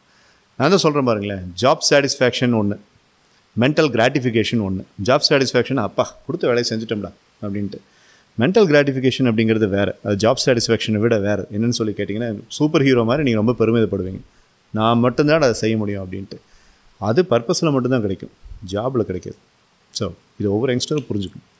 உங்களது பேஷன், பேரார்வம் என்ன என்பதை கண்டுபிடியுங்கள். அது இப்பொழுது உங்களுக்கு உற்சாகத்தை கொடுத்து அதுவே எதிர்காலத்தில் போரடிக்கும் என்று தோன்றினால் அது உங்களுடைய உண்மையான பேஷனாக இருக்க முடியாது. Find a position of a leverage. நாம லேவரேஜோட இன்ஃபைனைட் ஏஜ்ல வாழ்ந்துட்டு இருக்கிறோம். குறைவான வேலையில அதிக அளவு செயல்திறனை உருவாக்க முடிஞ்சா அதுக்கு பேர் தான் லேவரேஜ். இந்த லேவரேஜ் அப்படிங்கிறது ஒரு பக்கம் இருக்கட்டும், ஒரு பெட்டரான கெரியர் பாத்தை நீங்க கண்டுபிடிச்சாதான் நீங்க அதுல லெவரேஜை பயன்படுத்தும் போது நீங்க எதிர்பார்க்கிற அந்த நிலையை உங்களால அடைய முடியும். உங்களுடைய ஜென்யூனான இன்டெலெக்சுவல் கியூரியாசிட்டி, அதாவது உங்களுடைய உண்மையான அறிவுபூர்வமான ஒரு தேடல் உங்களுக்குள்ள இருந்துகிட்டே இருக்கும், ஒரு ஆர்வம் இருந்துகிட்டே இருக்கும். நீங்க என்னதான் வேற விஷயங்களை பத்தி தேடி போய் படிச்சாலும் கத்துக்கிட்டாலும் வேற இடத்துக்கு போனாலும் அந்த ஒரு விஷயம் மட்டும் உங்களை விடாம துரத்திக்கிட்டே இருக்கும், அதை பத்தி தெரிஞ்சுக்கிட்டே இருக்க வைக்கும். அப்படி ஒரு விஷயம் இருக்கு அப்படின்னா அதை முதல்ல கண்டுபிடிங்க. பணம் சம்பாதிக்கிறதுக்கான வாய்ப்புகள் புதுசா உருவாகிக்கிட்டே இருக்கும். கொஞ்ச நாளைக்கு முன்னாடி கிரிப்டோ கரன்சி, பிட்காயின் அப்படின்னு பேசிக்கிட்டு இருந்தாங்க. இன்னைக்கு ஏஐ அப்படின்னு ஒன்று பேசிக்கிட்டு இருக்காங்க. நாளைக்கு வேற ஒரு விஷயம் வரும். வாய்ப்புகள், இந்த ட்ரெண்டிங் அப்படிங்கிறது மாறிக்கிட்டே இருக்கும். அதை நாம பின்பற்றுவதற்கு பதிலா உங்களுடைய ஜென்யூனான அந்த கியூரியாசிட்டி எதுல உங்களுக்கு ஆர்வம் போகுது அப்படிங்கறத தெரிஞ்சு அதை மேலும் வளர்க்க ஆரம்பிச்சீங்க அப்படின்னா அதுதான் உங்களுடைய கெரியர் பாத்துக்கான ஃபவுண்டேஷன். இப்போ உங்களுக்கு அந்த ஒரு கியூரியாசிட்டி இருக்கு பாத்தீங்களா, அதாவது அந்த ஜென்யூனான கியூரியாசிட்டி, அதை பேஸ் பண்ணின ஏதாவது ஒரு ஹாபியை நீங்க ஃபாலோ பண்றீங்க அப்படின்னு வச்சுக்கோங்க. எதிர்காலத்துல அதைத்தான் நீங்க பேஷனாகவும் அந்த பேஷனை பேஸ் பண்ண ஒரு தொழிலாகவும் நீங்க அதை உருவாக்க முடியும். உங்களுக்கு எதுலெல்லாம் ஆர்வம் ஏற்படுதோ அதெல்லாம் உங்களுடைய பேஷனா இருக்க முடியாது. ஒரு பேஷன் அப்படிங்கிறது இன்னைக்கும் உங்களுடைய ஆர்வத்தை தூண்டும், நாளைக்கும் அதை தூண்டணும், 25 வருஷத்துக்கு அப்புறம் அதே ஆர்வத்தோட இருக்கணும். இன்னைக்கு உங்களுக்கு இன்ட்ரெஸ்டடா இருக்கு, ஆனா ஒரு 2 வருஷத்துக்கு அப்புறம் அது உங்களுக்கு போர் அடிச்சிடும் அப்படின்னு தோணுச்சுன்னா அது உங்களுடைய ரியல் இன்ட்ரெஸ்ட் கிடையாது, அது ஜஸ்ட் ஒரு டிஸ்ட்ராக்ஷன். அதாவது உங்களுடைய கவனத்தை அது வேறு பக்கம் திசை திருப்புது, அவ்வளவுதான். அதை நீங்க முடிஞ்ச வரைக்கும் அவாய்ட் பண்ணிடுங்க. நவேல் ரவிகாந்த் என்னதான் சொல்ல வராரு அப்படின்னு கேட்டீங்கன்னா, நீங்க எதை செஞ்சாலும் அதை உங்களுக்காக இஷ்டப்பட்டு செய்யுங்க, அவ்வளவுதான். இந்த ஆர்ட்னு சொல்லுவோம் பாத்தீங்களா, அதற்கான ஒரு விதமான டெஃபினிஷன் கூட இதை சொல்லலாம். நீங்க பிசினஸ் பண்றீங்களா, நீங்க எக்ஸசைஸ் பண்றீங்களா, நீங்க ஒரு ஃப்ரெண்ட்ஷிப் உருவாக்குறீங்களா, வாட் எவர் நீங்க எதை செஞ்சாலும் உங்களுக்காக செய்யுங்க. இதுல இன்னொரு விஷயம் அடங்கி இருக்கு. உங்களுக்காக நீங்க எதை செஞ்சாலும் அதை பெஸ்டா செய்வீங்க. ஈவன் நீங்க அதை பேஸ் பண்ணி பணம் சம்பாதிக்கிறதுக்கு முயற்சி பண்ணா கூட நீங்க அதுல சக்சஸ்ஃபுல்லா இருப்பீங்க. அண்ட் அது உங்களுக்கு வேலை மாதிரி தெரியாது, ஒரு விளையாட்டு மாதிரி தெரியும். இப்ப நான் சொன்ன விஷயங்கள் எல்லாம் உங்களை ஒரு ஹையர் ஸ்டேட்டஸுக்கு லீட் பண்ணும். எப்படின்னு கேக்குறீங்களா? நீங்க இந்த மாதிரி ஃபாலோ பண்ணும்போது ரொம்ப யூனிக்கான ஸ்கில் செட்டை நீங்க டெவலப் பண்ணுவீங்க. அந்த ஸ்கில் செட்டை நீங்க பிசினஸா கன்வெர்ட் பண்ணும்போது நீங்க ரொம்ப யூனிக்கா இருப்பீங்க. அதாவது இந்த சமுதாயத்தினால நீங்க புறக்கணிக்கப்பட முடியாத ஒரு நிலையில இருப்பீங்க. இன்கேஸ் அதுவே அப்படி இல்லாம நீங்க எல்லார மாதிரியும் 10ஓட 1 11 இருக்கிறீங்க அப்படின்னா உங்களை இந்த சமுதாயம் ரீப்ளேஸ் பண்ணிட்டு வேற ஒருத்தங்களை அந்த இடத்துல வச்சுட்டாங்க அப்படின்னா உங்களுக்கு இது வரைக்கும் கொடுத்துட்டு இருந்த பணத்தை அவங்களுக்கு கொடுக்க போறாங்க, அவ்வளவுதான். ஆனா இந்த வழியை நீங்க பின்பற்றும் போது உங்களை யாராலும் ரீப்ளேஸ் பண்ணவே முடியாது. உங்களுக்கு நிகர் நீங்க தான் அப்படிங்கிற நிலையில இருப்பீங்க. யார் பணக்காரன் யார் ஏழை என்பதை விட்டு விடுங்கள், அது முக்கியம் இல்லை. யார் இங்கு லேவரேஜை பயன்படுத்துகிறார்கள், யார் அதை பயன்படுத்தவில்லை என்பதே முக்கியம். இந்த லேவரேஜுக்கு இன்னொரு டெஃபினிஷன் கொடுக்கணும் அப்படின்னா, நீங்க போடுற எஃபோர்ட்டை உங்களுடைய முயற்சியை பன்மடங்காக பெருக செய்ய முடியும் அப்படின்னா அது லேவரேஜ். லேபர் அப்படிங்கிறது ஒரு வகையான லேவரேஜ். இதுதான் இருக்கிறதுலயே ரொம்ப பழமையான ஒரு லேவரேஜ் மெத்தட். பணம்ங்கிறது இன்னொரு வகையான லேவரேஜ். இதுல மூணாவதா ஒரு வகையான லேவரேஜ் இருக்கு, ஒரு நியூ ஃபார்ம் ஆஃப் லேவரேஜ். இதை உருவாக்கி சில 100 வருடங்கள் தான் இருக்கும். பிரிண்டிங் பிரஸ் எப்போ உருவாக்கப்பட்டுச்சோ அந்த காலத்திலிருந்து இந்த ஃபார்ம் ஆஃப் லேவரேஜ் ஆரம்பிச்சது. அதுக்கப்புறம் நிறைய ஊடகங்கள் வளர ஆரம்பிச்சது. அதன் மூலமா இது பன்மடங்காக பெருக்கப்பட்டுச்சு. இன்னைக்கு இன்டர்நெட் யுகத்துல இது பல லட்சம் மடங்காக இன்னைக்கு ஒரு மிகப்பெரிய ஒரு ஜெயிண்டா டெவலப் ஆகி இருக்கு. அது என்ன அப்படின்னு கேட்டீங்கன்னா, ஒரு புத்தகம், ஒரு மீடியா, ஏன் இந்த வீடியோவை கூட எக்ஸாம்பிள் எடுத்துக்கலாம், ஒரு திரைப்படம், கோடிங், ஆப்ஸ், வெப்சைட், இந்த மாதிரி சொல்லிக்கிட்டே போலாம். இது மாதிரியான லேவரேஜ் இன்னைக்கு எக்கச்சக்கமா பெருகி இருக்கு. என்னோட கருத்தை நான் ஒரு 100 பேருக்கு சொல்லணும் அப்படின்னா அந்த 100 பேரை ஒன்னா திரட்டணும். ஆனா இன்னைக்கு அப்படி கிடையாது. 100 பேருக்கு இல்ல, 1,00,000 பேருக்கு கூட அசால்ட்டா என்னுடைய மெசேஜ் கொண்டு போய் சேர்க்க முடியும். அதாவது என்னுடைய முயற்சியை, என்னுடைய எஃபோர்ட்டை பல மடங்கு என்னால பெருக்கி நிறைய பேருக்கு நான் என்ன நினைக்கிறேனோ அதை கொண்டு போய் சேர்க்க முடியும். இதுதான் இப்போ இருக்கிற இந்த மாடர்ன் லேவரேஜோட பவர். இதுல ரொம்ப முக்கியமான ஒரு விஷயம் என்ன அப்படின்னா, இந்த லேவரேஜுக்கு நீங்க யாருக்கிட்டையும் பெர்மிஷன் வாங்கணும்னு அவசியம் இல்ல. கோடிங், ரைட்டிங், புத்தகங்களை எழுதுறது, பாட்காஸ்ட ரெக்கார்ட் பண்றது, ட்வீட்ஸ், யூடியூப்ல வீடியோஸ் போடுறது, இது மாதிரியான விஷயங்களுக்கு யாருக்கிட்டையும் நாம பெர்மிஷன் வாங்கணும்னு அவசியம் இல்ல. நாம விருப்பப்பட்டா நம்ம போடலாம். சரிப்பா, லேவரேஜ்ங்கிறது அவ்வளவு பெனிஃபிட்டா இருக்கிற ஒரு விஷயம், அதெல்லாம் ஓகே. பட் இதெல்லாம் எதுக்கு இவ்வளவு தூரம் பேசணும் அப்படின்னு கேட்டீங்கன்னா, ஒரே ஒரு இந்த விஷயத்துக்காக தான். இந்த லேவரேஜ் அப்படிங்கிற ஒரு விஷயத்தை ஒவ்வொரு காலகட்டத்திலையும் மக்கள் ஒவ்வொரு மாதிரி பயன்படுத்திக்கிட்டு இருந்தாங்க. அதை யார் சரியா பயன்படுத்தினாங்களோ அவங்கனால மிகப்பெரிய செல்வத்தை உருவாக்க முடிஞ்சது. இன்னைக்கான இந்த மாடர்ன் லேவரேஜ் அப்படிங்கிறது இன்டர்நெட் மூலமா பல வடிவங்களை எடுத்திருக்கு. இங்க கேள்வி என்னன்னா,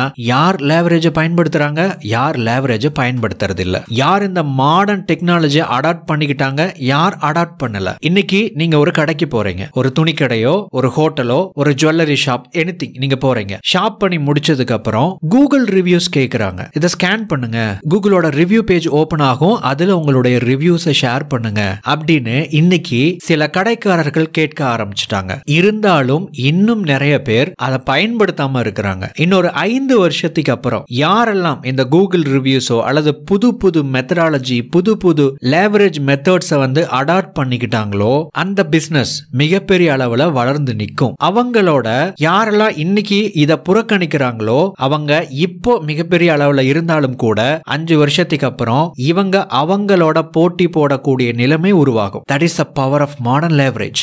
இன்டர்நெட் வாய்ப்புக்கான மிகப்பெரிய கதவினை திறந்திருக்கிறது. ஆனால் இன்னும் பல பேர் இதை அறியாமல் இருக்கிறார்கள். உங்கள் முடிவுகள் மூலம் பணம் சம்பாதியுங்கள். நியூ ரூல்ஸ் ஆஃப் மணி பகுதி 4. நீங்க முடிவெடுக்கிறதன் மூலமாக பணம் சம்பாதிக்க முடியும் அப்படின்னு சொல்லிட்டு, அது சாத்தியமா, அது எப்படி முடியும் அப்படிங்கிற பலவிதமான கேள்விகள் உங்க மைண்ட்ல இருக்கலாம். அந்த கேள்விகளுக்கான பதில்களை இப்ப நம்ம பார்க்க போற ஒவ்வொரு பாயிண்ட்ஸ் மூலமா நீங்க தெரிஞ்சுக்க போறீங்க. Number 1, freedom through career choice. First step, இந்த ஒரு ஸ்டெப் நடந்துச்சு அப்படின்னா மட்டும்தான் உங்களுடைய முடிவுகள் எடுக்கக்கூடிய அந்த திறனை பேஸ் பண்ணி நீங்க பணம் சம்பாதிக்க முடியும். அதுக்கு நீங்க ஒரு சரியான டெசிஷன் எடுக்கணும். அது என்ன அப்படின்னா கெரியர் சாய்ஸ். நம்ம எந்த மாதிரியான ஒரு ஜாப்குள்ள போக போறோம், எந்த ஒரு கெரியர் பார்த்து நம்ம செலக்ட் பண்ண போறோம், எந்த ஒரு ஃபீல்டுக்குள்ள என்டர் ஆக போறோம் அப்படிங்கிற இந்த முடிவை நீங்க முதல்ல சரியா எடுத்தாதான் இதுக்கப்புறம் நீங்க எடுக்க போற முடிவுகளை வச்சு நீங்க பணம் சம்பாதிக்க முடியும். இன்னும் சிம்பிளா சொல்ல போனா, நான் இந்த மாதிரியான ஒரு ஜாப்குள்ள என்டர் ஆனேன் அப்படின்னா, இந்த மாதிரியான ஒரு ஃபீல்டுக்குள்ள என்டர் ஆனேன் அப்படின்னா என்னால ரொம்ப ஃப்ரீயா, கிரியேட்டிவா, எஃபெக்டிவா ஒர்க் பண்ண முடியும் அப்படின்னு உங்களுக்கு கான்பிடண்டா தோன்ற அந்த ஒரு துறையில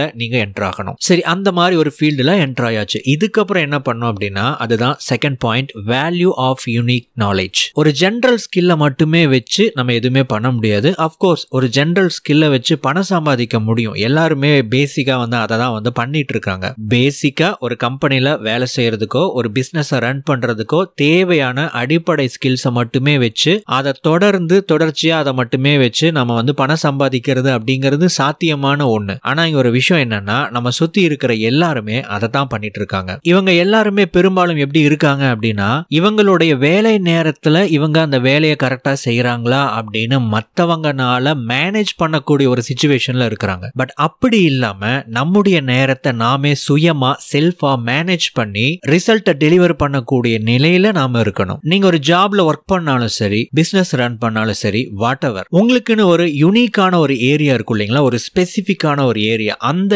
ஏரியால நீங்க ஒரு எக்ஸ்பர்ட்டா மாறணும். அதாவது உங்களுக்கு தெரிஞ்ச அந்த ஜெனரல் நாலேஜை தாண்டி ஒரு டெப்தான நாலேஜை நீங்க லேர்ன் பண்ணிக்கணும். அந்த நாலேஜை அதிக அளவுல எக்ஸ்பிரஸ் பண்றதுக்கான ஸ்கில்ஸை நீங்க லேர்ன் பண்ணிக்கணும். இதுல உங்களுடைய நேரத்தை நீங்க முதலீடு பண்றீங்க அப்படின்னா ஒரு கட்டத்துக்கு அப்புறம் நீங்க எடுக்கக்கூடிய முடிவுகளை வச்சு நீங்க பணம் சம்பாதிக்க முடியும். Number 3, demonstrated judgment. இந்த பெரிய பெரிய கம்பெனிஸோட சிஇஓஸ் எல்லாருமே அதிகமா சம்பளம் வாங்குறாங்க, அதிகமா சம்பாதிக்கிறாங்க அப்படிங்கிற ஒரு பேச்சு இருக்கு. பட் இங்கதான் ஒரு கேள்வி, ஏன் அவங்களுக்கு அதிகமான வருமானம் கிடைக்குது? இதுக்கான காரணம் டெமான்ஸ்ட்ரேட்டட் ஜட்ஜ்மெண்ட். நீங்க எடுக்கக்கூடிய முடிவுகள் சரியான ரிசல்ட்டை உருவாக்குது அப்படிங்கறத உங்களால டெமான்ஸ்ட்ரேட் பண்ண முடிஞ்சது அப்படின்னா உங்களுக்குன்னு ஒரு தனி வேல்யூ கிரியேட் ஆகும். உங்களால அந்த அளவுக்கு குவாலிட்டியான ஜட்ஜ்மெண்ட்டை எடுக்க முடியுது அப்படிங்கறத மத்தவங்க பாக்குறாங்க அப்படின்னா அவங்களுக்காக உங்களை ஜட்ஜ்மெண்ட் பண்றதுக்கு கூப்பிடுவாங்க. சோ அதனாலதான் சிஇஓஸ் எல்லாருமே அதிகமா பணம் சம்பாதிக்கிறாங்க. இந்த சிஇஓஸ் அப்படிங்கிறவங்க எல்லாருமே மத்த ஒர்க்கர்ஸ் மாதிரி அதிகமா ஹார்ட் ஒர்க் பண்ணுவாங்க அப்படின்லாம் கிடையாது. சரியான முடிவுகளை எடுக்கிறதுக்கு என்ன மாதிரியான லேவரேஜஸ் பயன்படுத்தணும், ஒரு பவர்ஃபுல்லான இம்பாக்ட் கிரியேட் பண்றதுக்கு நம்ம என்ன மாதிரி ஸ்மார்ட் ஒர்க் பண்ணணும், இது மாதிரியான வேலைகள்ல அவங்க ஈடுபடுறதுனாலதான் சிஇஓஸ்க்கு அதிகமான சம்பளம் கிடைக்குது. பட் இது மட்டும் கிடையாது, இதை விட ரொம்ப முக்கியமான ஒரு பார்ட் இருக்கு. அதுதான் number 4, credibility and track record. Warren பஃபெட்டை பங்குச்சந்தையின் தந்தை அப்படின்னு சொல்றாங்க. இதுக்கான ஒரு ரீசன் இருக்கு. அவருக்குன்னு ஒரு கன்சிஸ்டன்ட் ட்ராக் ரெக்கார்டு இருக்கு. அதாவது இவர் எடுத்த அதிகமான முடிவுகள் சரியான முடிவுகள் அப்படிங்கிற ஒரு ரெக்கார்டை வச்சிருக்காரு. அந்த ஒரு கிரெடிபிலிட்டி, அந்த ஒரு நம்பகத்தன்மை, இதெல்லாம் இருக்கிறதுனாலதான் வாரன் பஃபெட் அப்படிங்கிற அந்த ஒரு தனி மனிதனை நிறைய பேர் ஃபாலோ பண்றாங்க, நிறைய பேர் நம்புறாங்க, நிறைய பேர் சார்ந்து இருக்கிறாங்க. இதை கேட்கும் போது உங்களுக்கு ரொம்ப ஈஸியா சொன்ன மாதிரி இருக்கும். பட் அதை பிராக்டிகலா செய்யணும் அப்படின்னா இது கேட்கிற அளவுக்கு அதை செய்யறது அவ்வளவு ஈஸியான ஒரு விஷயம் இல்ல. பட் முடியாத ஒரு விஷயமும் இல்ல. இந்த 4 பாயிண்ட்ஸை மட்டுமே வச்சு இதை பிராக்டிகலா கொண்டு வரது அப்படிங்கிறது சாத்தியம் இல்ல. அண்ட் ஒரு முக்கியமான விஷயத்தை நீங்க தெரிஞ்சுக்கணும். இந்த 4 முக்கியமான பாயிண்ட்ஸை நீங்க எக்ஸிக்யூட் பண்ணணும் அப்படின்னா இந்த சீரியஸ்ல இதுவரைக்கும் சொன்ன ஐடியாஸ் அண்ட் இதுக்கப்புறம் சொல்ல போற ஐடியாஸ் இதெல்லாம் ஒன்னா இணைச்சு அந்த டாட்ஸ் எல்லாம் கனெக்ட் பண்ணி உங்களுடைய ஃபீல்டுல ஒர்க் அவுட் பண்ணீங்க அப்படின்னா நீங்க சக்சஸ்ஃபுல்லா வர முடியும். சோ நாம இன்னும் நிறைய லேர்ன் பண்ணணும், இன்னும் இதை பத்தி நாம தெரிஞ்சுக்க போறோம். So let's move on to next topic. Prioritise and focus. நீங்க எந்த ஃபீல்டில் இருந்தாலும் நீங்க கவனம் செலுத்த வேண்டிய 2 முக்கியமான ஏரியா இருக்கு. ஒன்னு ப்ரையாரிட்டைசேஷன், இன்னொன்னு ஃபோக்கஸ். ப்ரையாரிட்டைசேஷன் அப்படின்னா எதுக்கு நாம முதல்ல முக்கியத்துவம் கொடுக்கணும், ஃபோக்கஸ் அப்படின்னா எதை நாம கவனிக்கணும். இதை பத்தி நவேல் ரவிகாந்த் என்ன சொல்றாரு அப்படின்னு பார்க்கலாம். Number 1, consistent wealth creation. செல்வத்தை உருவாக்கணும் அப்படின்னா நம்ம ஒரு பெரிய விஷயத்தை உருவாக்கி அதன் மூலம் செல்வத்தை உருவாக்க முடியும்னு நிறைய பேர் நினைச்சுக்கிட்டு இருக்காங்க. ஆனா உண்மை என்ன அப்படின்னா நிறைய சின்ன சின்ன விஷயங்களை படிப்படியா உருவாக்குவதன் மூலமாக மட்டும்தான் செல்வத்தை நீங்க சேர்க்க முடியும். பிசினஸை உருவாக்குறது,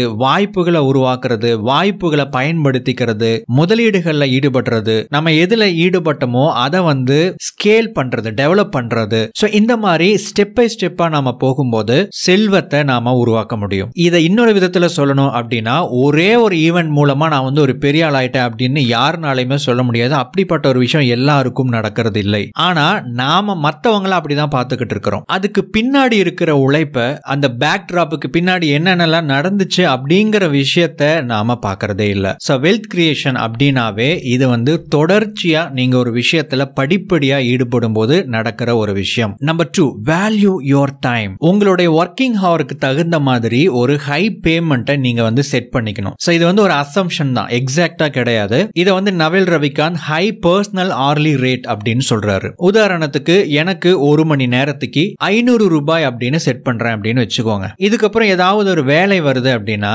அந்த வேலையை நீங்க செஞ்சா, இப்ப உதாரணத்துக்கு அந்த ஒரு பர்டிகுலர் ஒர்க்கை செஞ்சு முடிக்கிறதுக்கு உங்களுக்கு 2 மணி நேரம் ஆகும்னு வச்சுக்கோங்க. 2 மணி நேரம் அந்த ஒரு வேலைக்காக நீங்க டைமை ஸ்பெண்ட் பண்ணுனா உங்களால 1000 ரூபாய் சம்பாதிக்க முடியும். இல்ல அதை சம்பாதிப்பதற்கான வாய்ப்புகளை உருவாக்குறேன் அப்படிங்கிற மாதிரியான விஷயத்த உங்களால செய்ய முடிஞ்சது அப்படின்னா அந்த வேலையை நீங்க செய்யுங்க. இல்ல எனக்கு அவ்வளவெல்லாம் வராது, இன்ஃபேக்ட் சொல்ல போனா எனக்கு அந்த மாதிரி ஒரு 2 மணி நேரம் நான் டைம் ஸ்பெண்ட் பண்ணி இந்த ஒர்க்கை நான் பண்ணேன் அப்படின்னா எனக்கு அதுல இருந்து எந்த பெனிஃபிட்டுமே கிடைக்காது அப்படின்னா அந்த வேலையை மத்தவங்களை செய்ய வச்சிடுங்க. அவங்களுக்கு என்ன பணம் கொடுக்கணுமோ அந்த பணத்தை கொடுத்துடுங்க. அப்படி பணம் கொடுத்து உங்களுடைய நேரத்தை மிச்சப்படுத்தி அந்த நேரத்தை வேற ஏதாவது ஒரு விஷயத்துல செயல்படுத்த முடியுமா அப்படின்னு பாருங்க. சோ இங்க விஷயம் என்னன்னா, மத்தவங்க கிட்ட ஒரு வேலையை கொடுத்துட்டு நாம சும்மா உட்கார்ந்து இருக்கிறது கிடையாது.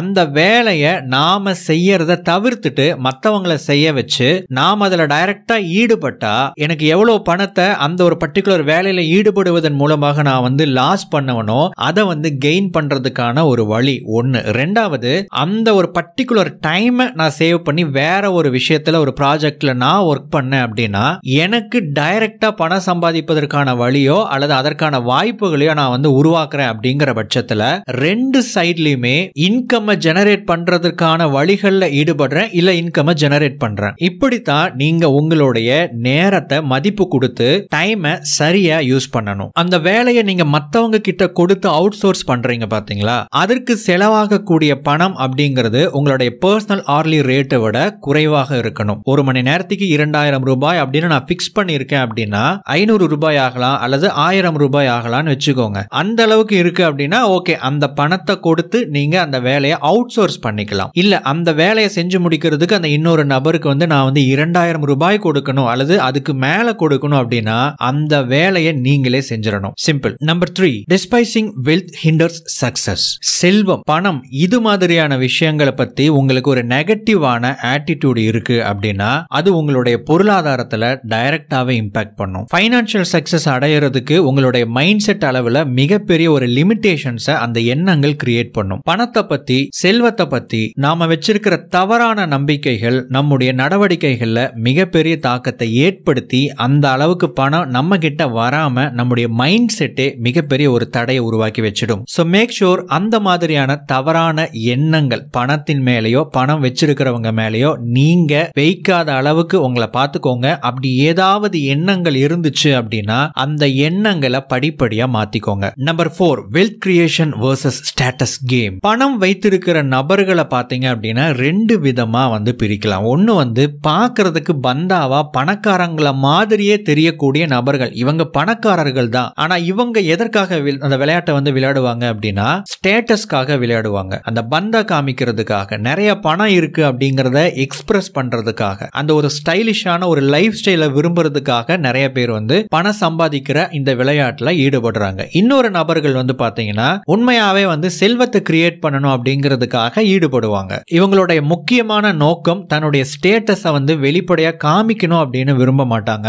ஆனா உண்மையான அந்த வெல்த் கிரியேட் பண்ணணும் அப்படின்னு நினைப்பாங்க. உண்மையான இந்த வெல்த் கிரியேஷன்ல நீங்க ஈடுபட்டீங்க அப்படின்னா உங்களுக்கும் உங்களை சார்ந்து இருக்கிறவங்களுக்கும் மற்றவங்களுக்கும் இந்த சமூகத்துக்கும் ஒரு நன்மையை நீங்க உருவாக்குறீங்க. இந்த ஸ்டேட்டஸ் கேம் இருக்கு பாத்தீங்களா, அதாவது இந்த பந்தா காட்டுறதுக்காக பணம் சம்பாதிக்கிறாங்க பாத்தீங்களா, இவங்க தான் ஆக்சுவலா சுயநலமா இருக்கக்கூடிய நபர்கள். அவங்க தனக்கான விஷயங்களையும் தன்னை பத்தி மட்டுமே யோசிக்கிறதுனால சொசைட்டியை பத்தியோ மத்தவங்களை பத்தியோ கூட இருக்கிறவங்களை பத்தியோ அவங்க நினைக்க மாட்டாங்க. சோ இந்த ரெண்டு கேம்ல எது பெட்டர் அப்படின்னு பாத்தீங்கன்னா ஸ்டேட்டஸ் கேம் இல்ல வெல்த் கிரியேஷன் அப்படிங்கிற அந்த விளையாட்டு. உண்மையான செல்வத்தை உருவாக்குங்க, நீங்களும் உங்களை சார்ந்தவங்களும் நல்லா இருப்பீங்க.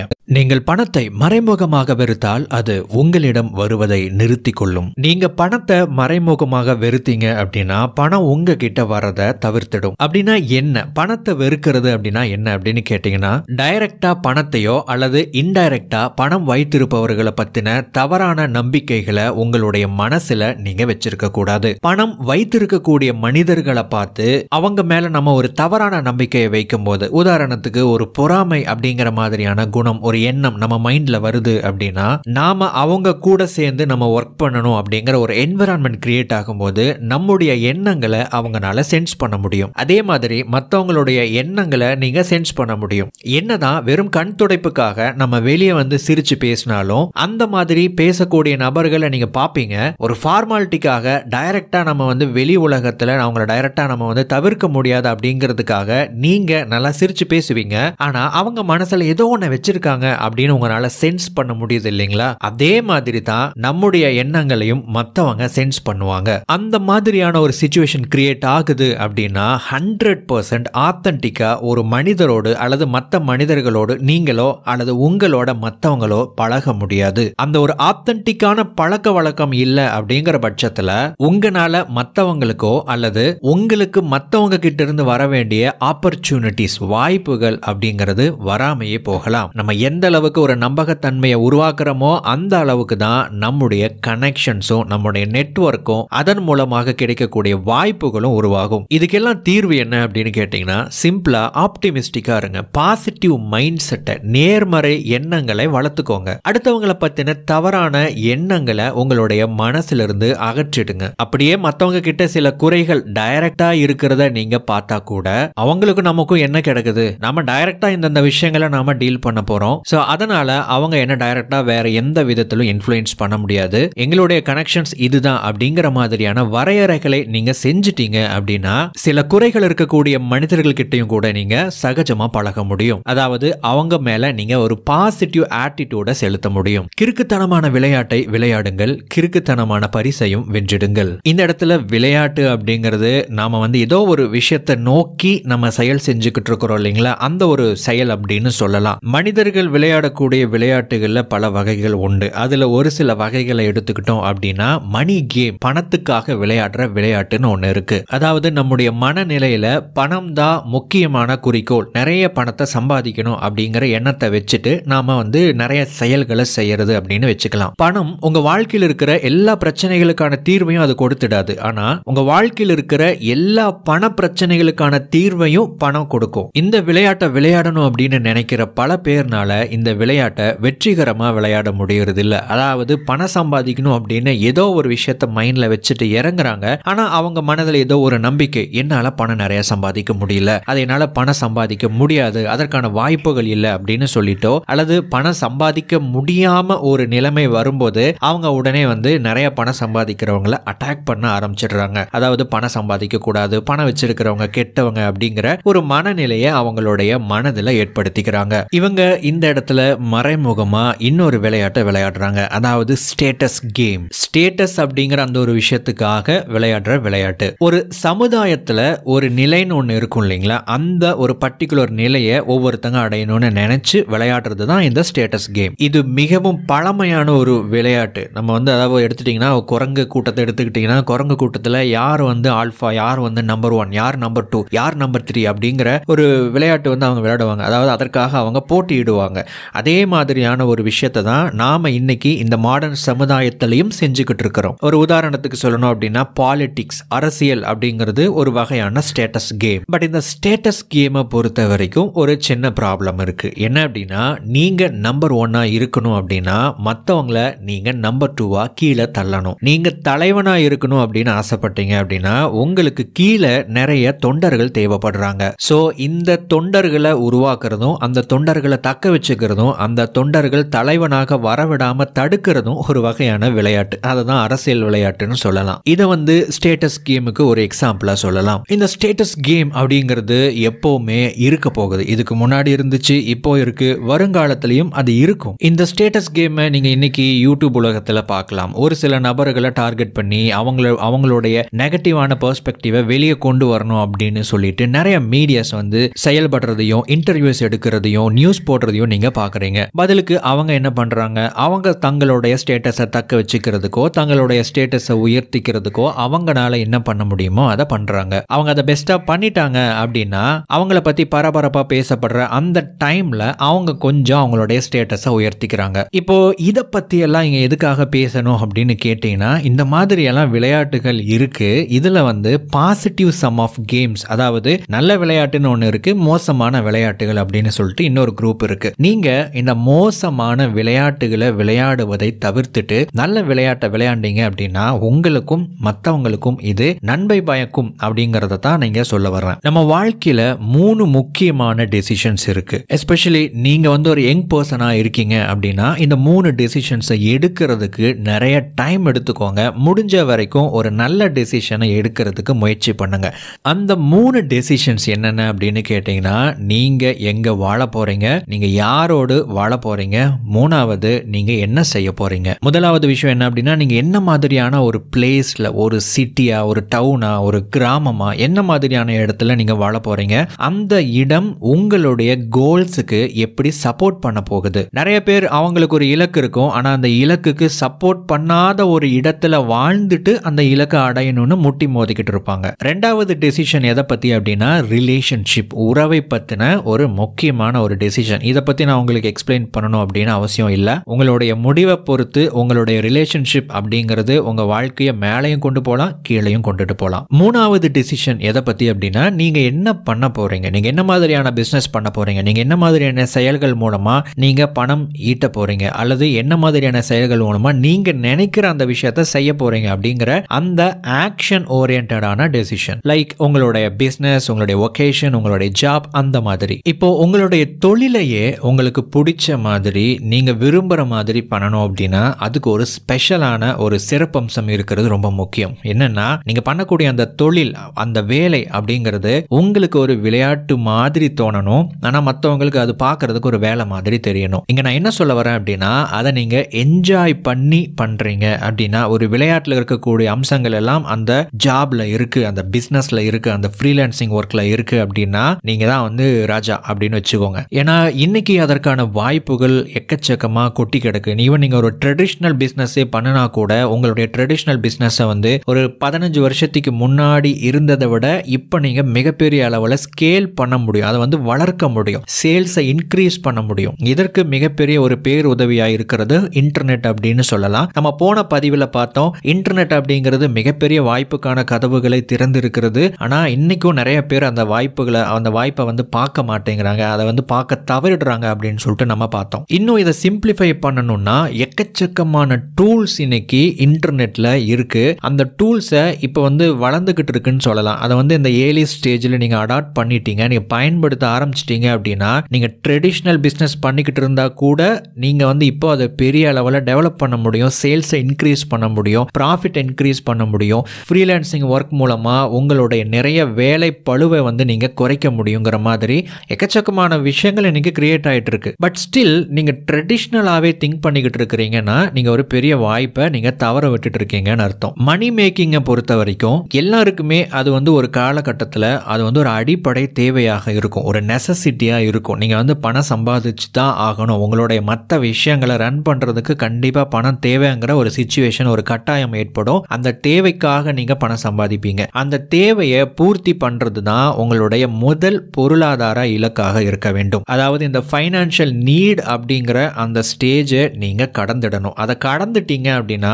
அதுக்கப்புறம் பணம் அப்படிங்கிறது நீங்க தேவைக்காக சம்பாதிக்கிற ஒரு விஷயமா இருக்காது. இதுக்கப்புறம் பணத்தினுடைய தேவை மிகவும் அடிப்படை தேவைகளை பூர்த்தி பண்றது அப்படிங்கறத தாண்டி அதனுடைய தேவைகள் வந்து மாறிக்கிட்டே போகும், அடுத்தடுத்த கட்டத்தை நோக்கி நகர்ந்துகிட்டே போகும். இந்த ஸ்டேஜில் இருந்து பணம் அப்படிங்கிறது உங்களுக்கு ஒரு டூலா, ஒரு கருவியா பயன்பட ஆரம்பிக்கும். இந்த காலகட்டத்தில் உங்களுடைய மைண்ட் செட் அப்படிங்கிறது உயர ஆரம்பிச்சுட்டே இருந்துச்சு. அதாவது உங்களுடைய மைண்ட் செட் அப்படிங்கிறது அந்த பேசிக்கான விஷயத்தை தாண்டி அடுத்தடுத்து இருக்கக்கூடிய நிலைகளுக்கெல்லாம் உங்களுடைய எண்ணம், உங்களுடைய நோக்கம், உங்களுடைய ரீசன் ரீசர்ச், நீங்க ஸ்டடி பண்ற விஷயம், நீங்க கன்சியூம் பண்ற விஷயம்னு போக ஆரம்பிச்சது அப்படின்னா உங்களுடைய மைண்ட் செட் அப்படிங்கிறது டெவலப் ஆக விரிவடைய ஆரம்பிக்கும். இப்போ அந்த பணம் அப்படிங்கிற டூல் அப்படிங்கிறது இந்த விஷயத்துக்கெல்லாம் உங்களுக்கு பயன்பட ஆரம்பிக்கும். அப்போ பணத்தினுடைய தேவை மிகவும் அடிப்படையான தேவை அப்படிங்கறத மாறி நீங்க எதை நோக்கி போகணும் அப்படின்னு ஆசைப்படுறீங்களோ அதை நோக்கி போகிறதுக்கு இந்த பணம் அப்படிங்கிற கருவி உங்களுக்கு உதவி செய்ய ஆரம்பிச்சிடும். இங்கதான் நீங்க விளையாடுற விளையாட்டை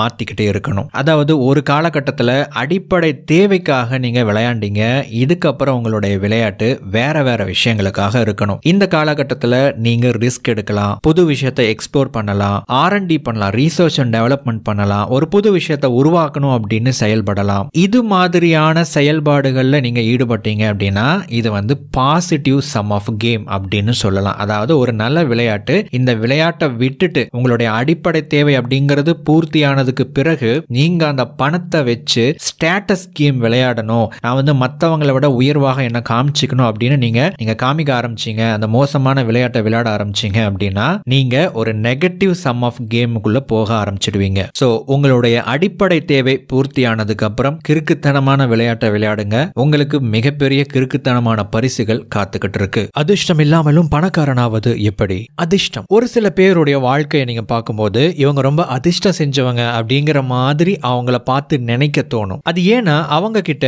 நிறைய செல்வம், நிறைய பணங்கள் இருக்கலாம், நிறைய வசதி வாய்ப்புகள் இருக்கலாம், அல்லது அவங்க நினைக்கிற விஷயங்களை செய்யறதுக்கான வாய்ப்புகள் அவங்க கிட்ட நிறைய இருக்கலாம். இந்த மாதிரியான நிலையத்தான் நாம இங்க அதிர்ஷ்டம் அப்படிங்கிற பேர்னால குறிப்பிடுறோம். லக் அப்படின்னு வரும்போது இதுல 4 வகைகள் இருக்கு. முதலாவது பிளைண்ட் லக், குருட்டு அதிர்ஷ்டம் அப்படின்னு சொல்லுவாங்க. அவங்க எதுவுமே செஞ்சிருக்க மாட்டாங்க, ஆனா அவங்களுக்கு நிறைய வாய்ப்புகளோ நிறைய பணமோ நிறைய செல்வமோ கிடைச்சிருக்கும். உதாரணத்துக்கு ஒருத்தர் வந்து ஒரு லாட்டரி சீட்டு வாங்குறாருன்னு வச்சுக்கோங்க. அவருக்கு ஒரு 5 கோடி ரூபாய் லாட்டரி அடிக்குது. அவருக்கு எவ்வளவு பணம் கிடைக்குது, எது மாதிரியான முறையில கிடைக்குது அப்படிங்கிற இந்த எந்த விஷயத்திலுமே அவர் வந்து தலையிடாம கண்ட்ரோல் பண்ணாம நடக்கிற விஷயத்துக்கு பேரு தான் இந்த குருட்டு அதிர்ஷ்டம். இரண்டாவது வகை லக் த்ரூ பர்சிஸ்டன்ஸ். உங்களுடைய விடாமுயற்சியின் மூலமா, உங்களுடைய கடின உழைப்பின் மூலமா உங்களுக்கான வாய்ப்புகளை நீங்க உருவாக்குறது. இந்த இடத்துல உங்களுக்கான வாய்ப்பு அல்லது உங்களுக்கான அதிர்ஷ்டம் அப்படிங்கிறது எங்க உருவாகுது அப்படின்னு கேட்டீங்கன்னா உங்களுடைய உழைப்பின் மூலமாகத்தான் உருவாகுது.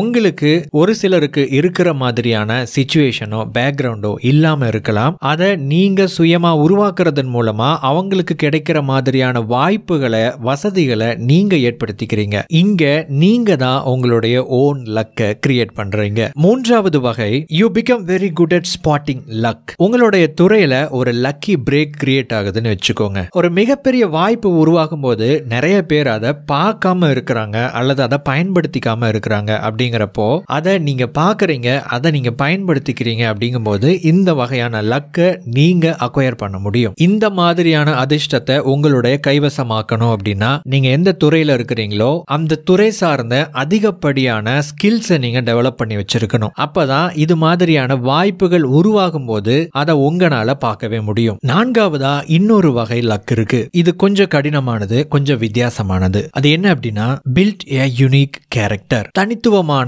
ஒரு கேரக்டரை நீங்க உருவாக்கணும். இதன் மூலமா உங்களுக்கான அதிர்ஷ்டத்தை, வாய்ப்புகளை உங்களை நோக்கி நீங்க இருக்க முடியும். இதோட அர்த்தம் என்ன அப்படின்னா, ஒன்னு நீங்க ஒரு தனித்துவமான கேரக்டரை உருவாக்கணும். அப்படி இல்லைன்னா நீங்க ஒரு யூனிக்கான ஒரு பிராண்டா மாறணும். உங்களுடைய யூனிக் மைண்ட் செட் இதெல்லாம் ஒன்னா சேர்ந்து வேலை செய்யும் போது இது மாதிரியான லக்கை நீங்க உங்கள் வசம் ஈர்க்கலாம். போன பதிவுகள்ல நாம ஒரு முக்கியமான கருத்தை பார்த்தோம். நம்ம எல்லாருமே ஏதோ ஒரு விதத்துல ஸ்கில்ஸை நாம பயன்படுத்திக்கிட்டு தான் இருக்கிறோம். பெரும்பாலான நபர்கள் கிட்ட இருக்கிற மாதிரியான போதுமான அடிப்படையான ஸ்கில்ஸ் மட்டுமே உங்ககிட்ட இருக்கு அப்படின்னா உங்களை ஒருத்தங்க ஈஸியா ரீப்ளேஸ் பண்ணிட்டு போயிருவாங்க. நீங்க மத்தவங்கனால தவிர்க்கவே முடியாத ஒரு மனிதர் ஆகணும் அப்படிங்கிற ஒரு கருத்தை நாம பார்த்தோம். அது எப்படி அப்படிப்பட்ட ஒரு நிலையை உருவாக்கலாம் அப்படின்னு கேட்டீங்கன்னா, முதலாவது ஸ்கில் அப்படிங்கறத தாண்டி, அதாவது ஒரு வேலையை செய்யறதுக்கு எந்த அளவுக்கு நமக்கு தெரிஞ்சிருக்கணுமோ அதை தாண்டி நமக்கு ஒரு யூனிக் கேரக்டர் இருக்கிறது ரொம்ப முக்கியம். அந்த கேரக்டரை ஸ்கில்லோடு பொருத்தி நீங்க வெளிப்படுத்தணும். நீங்க ஒரு வேலையை செய்யறீங்க,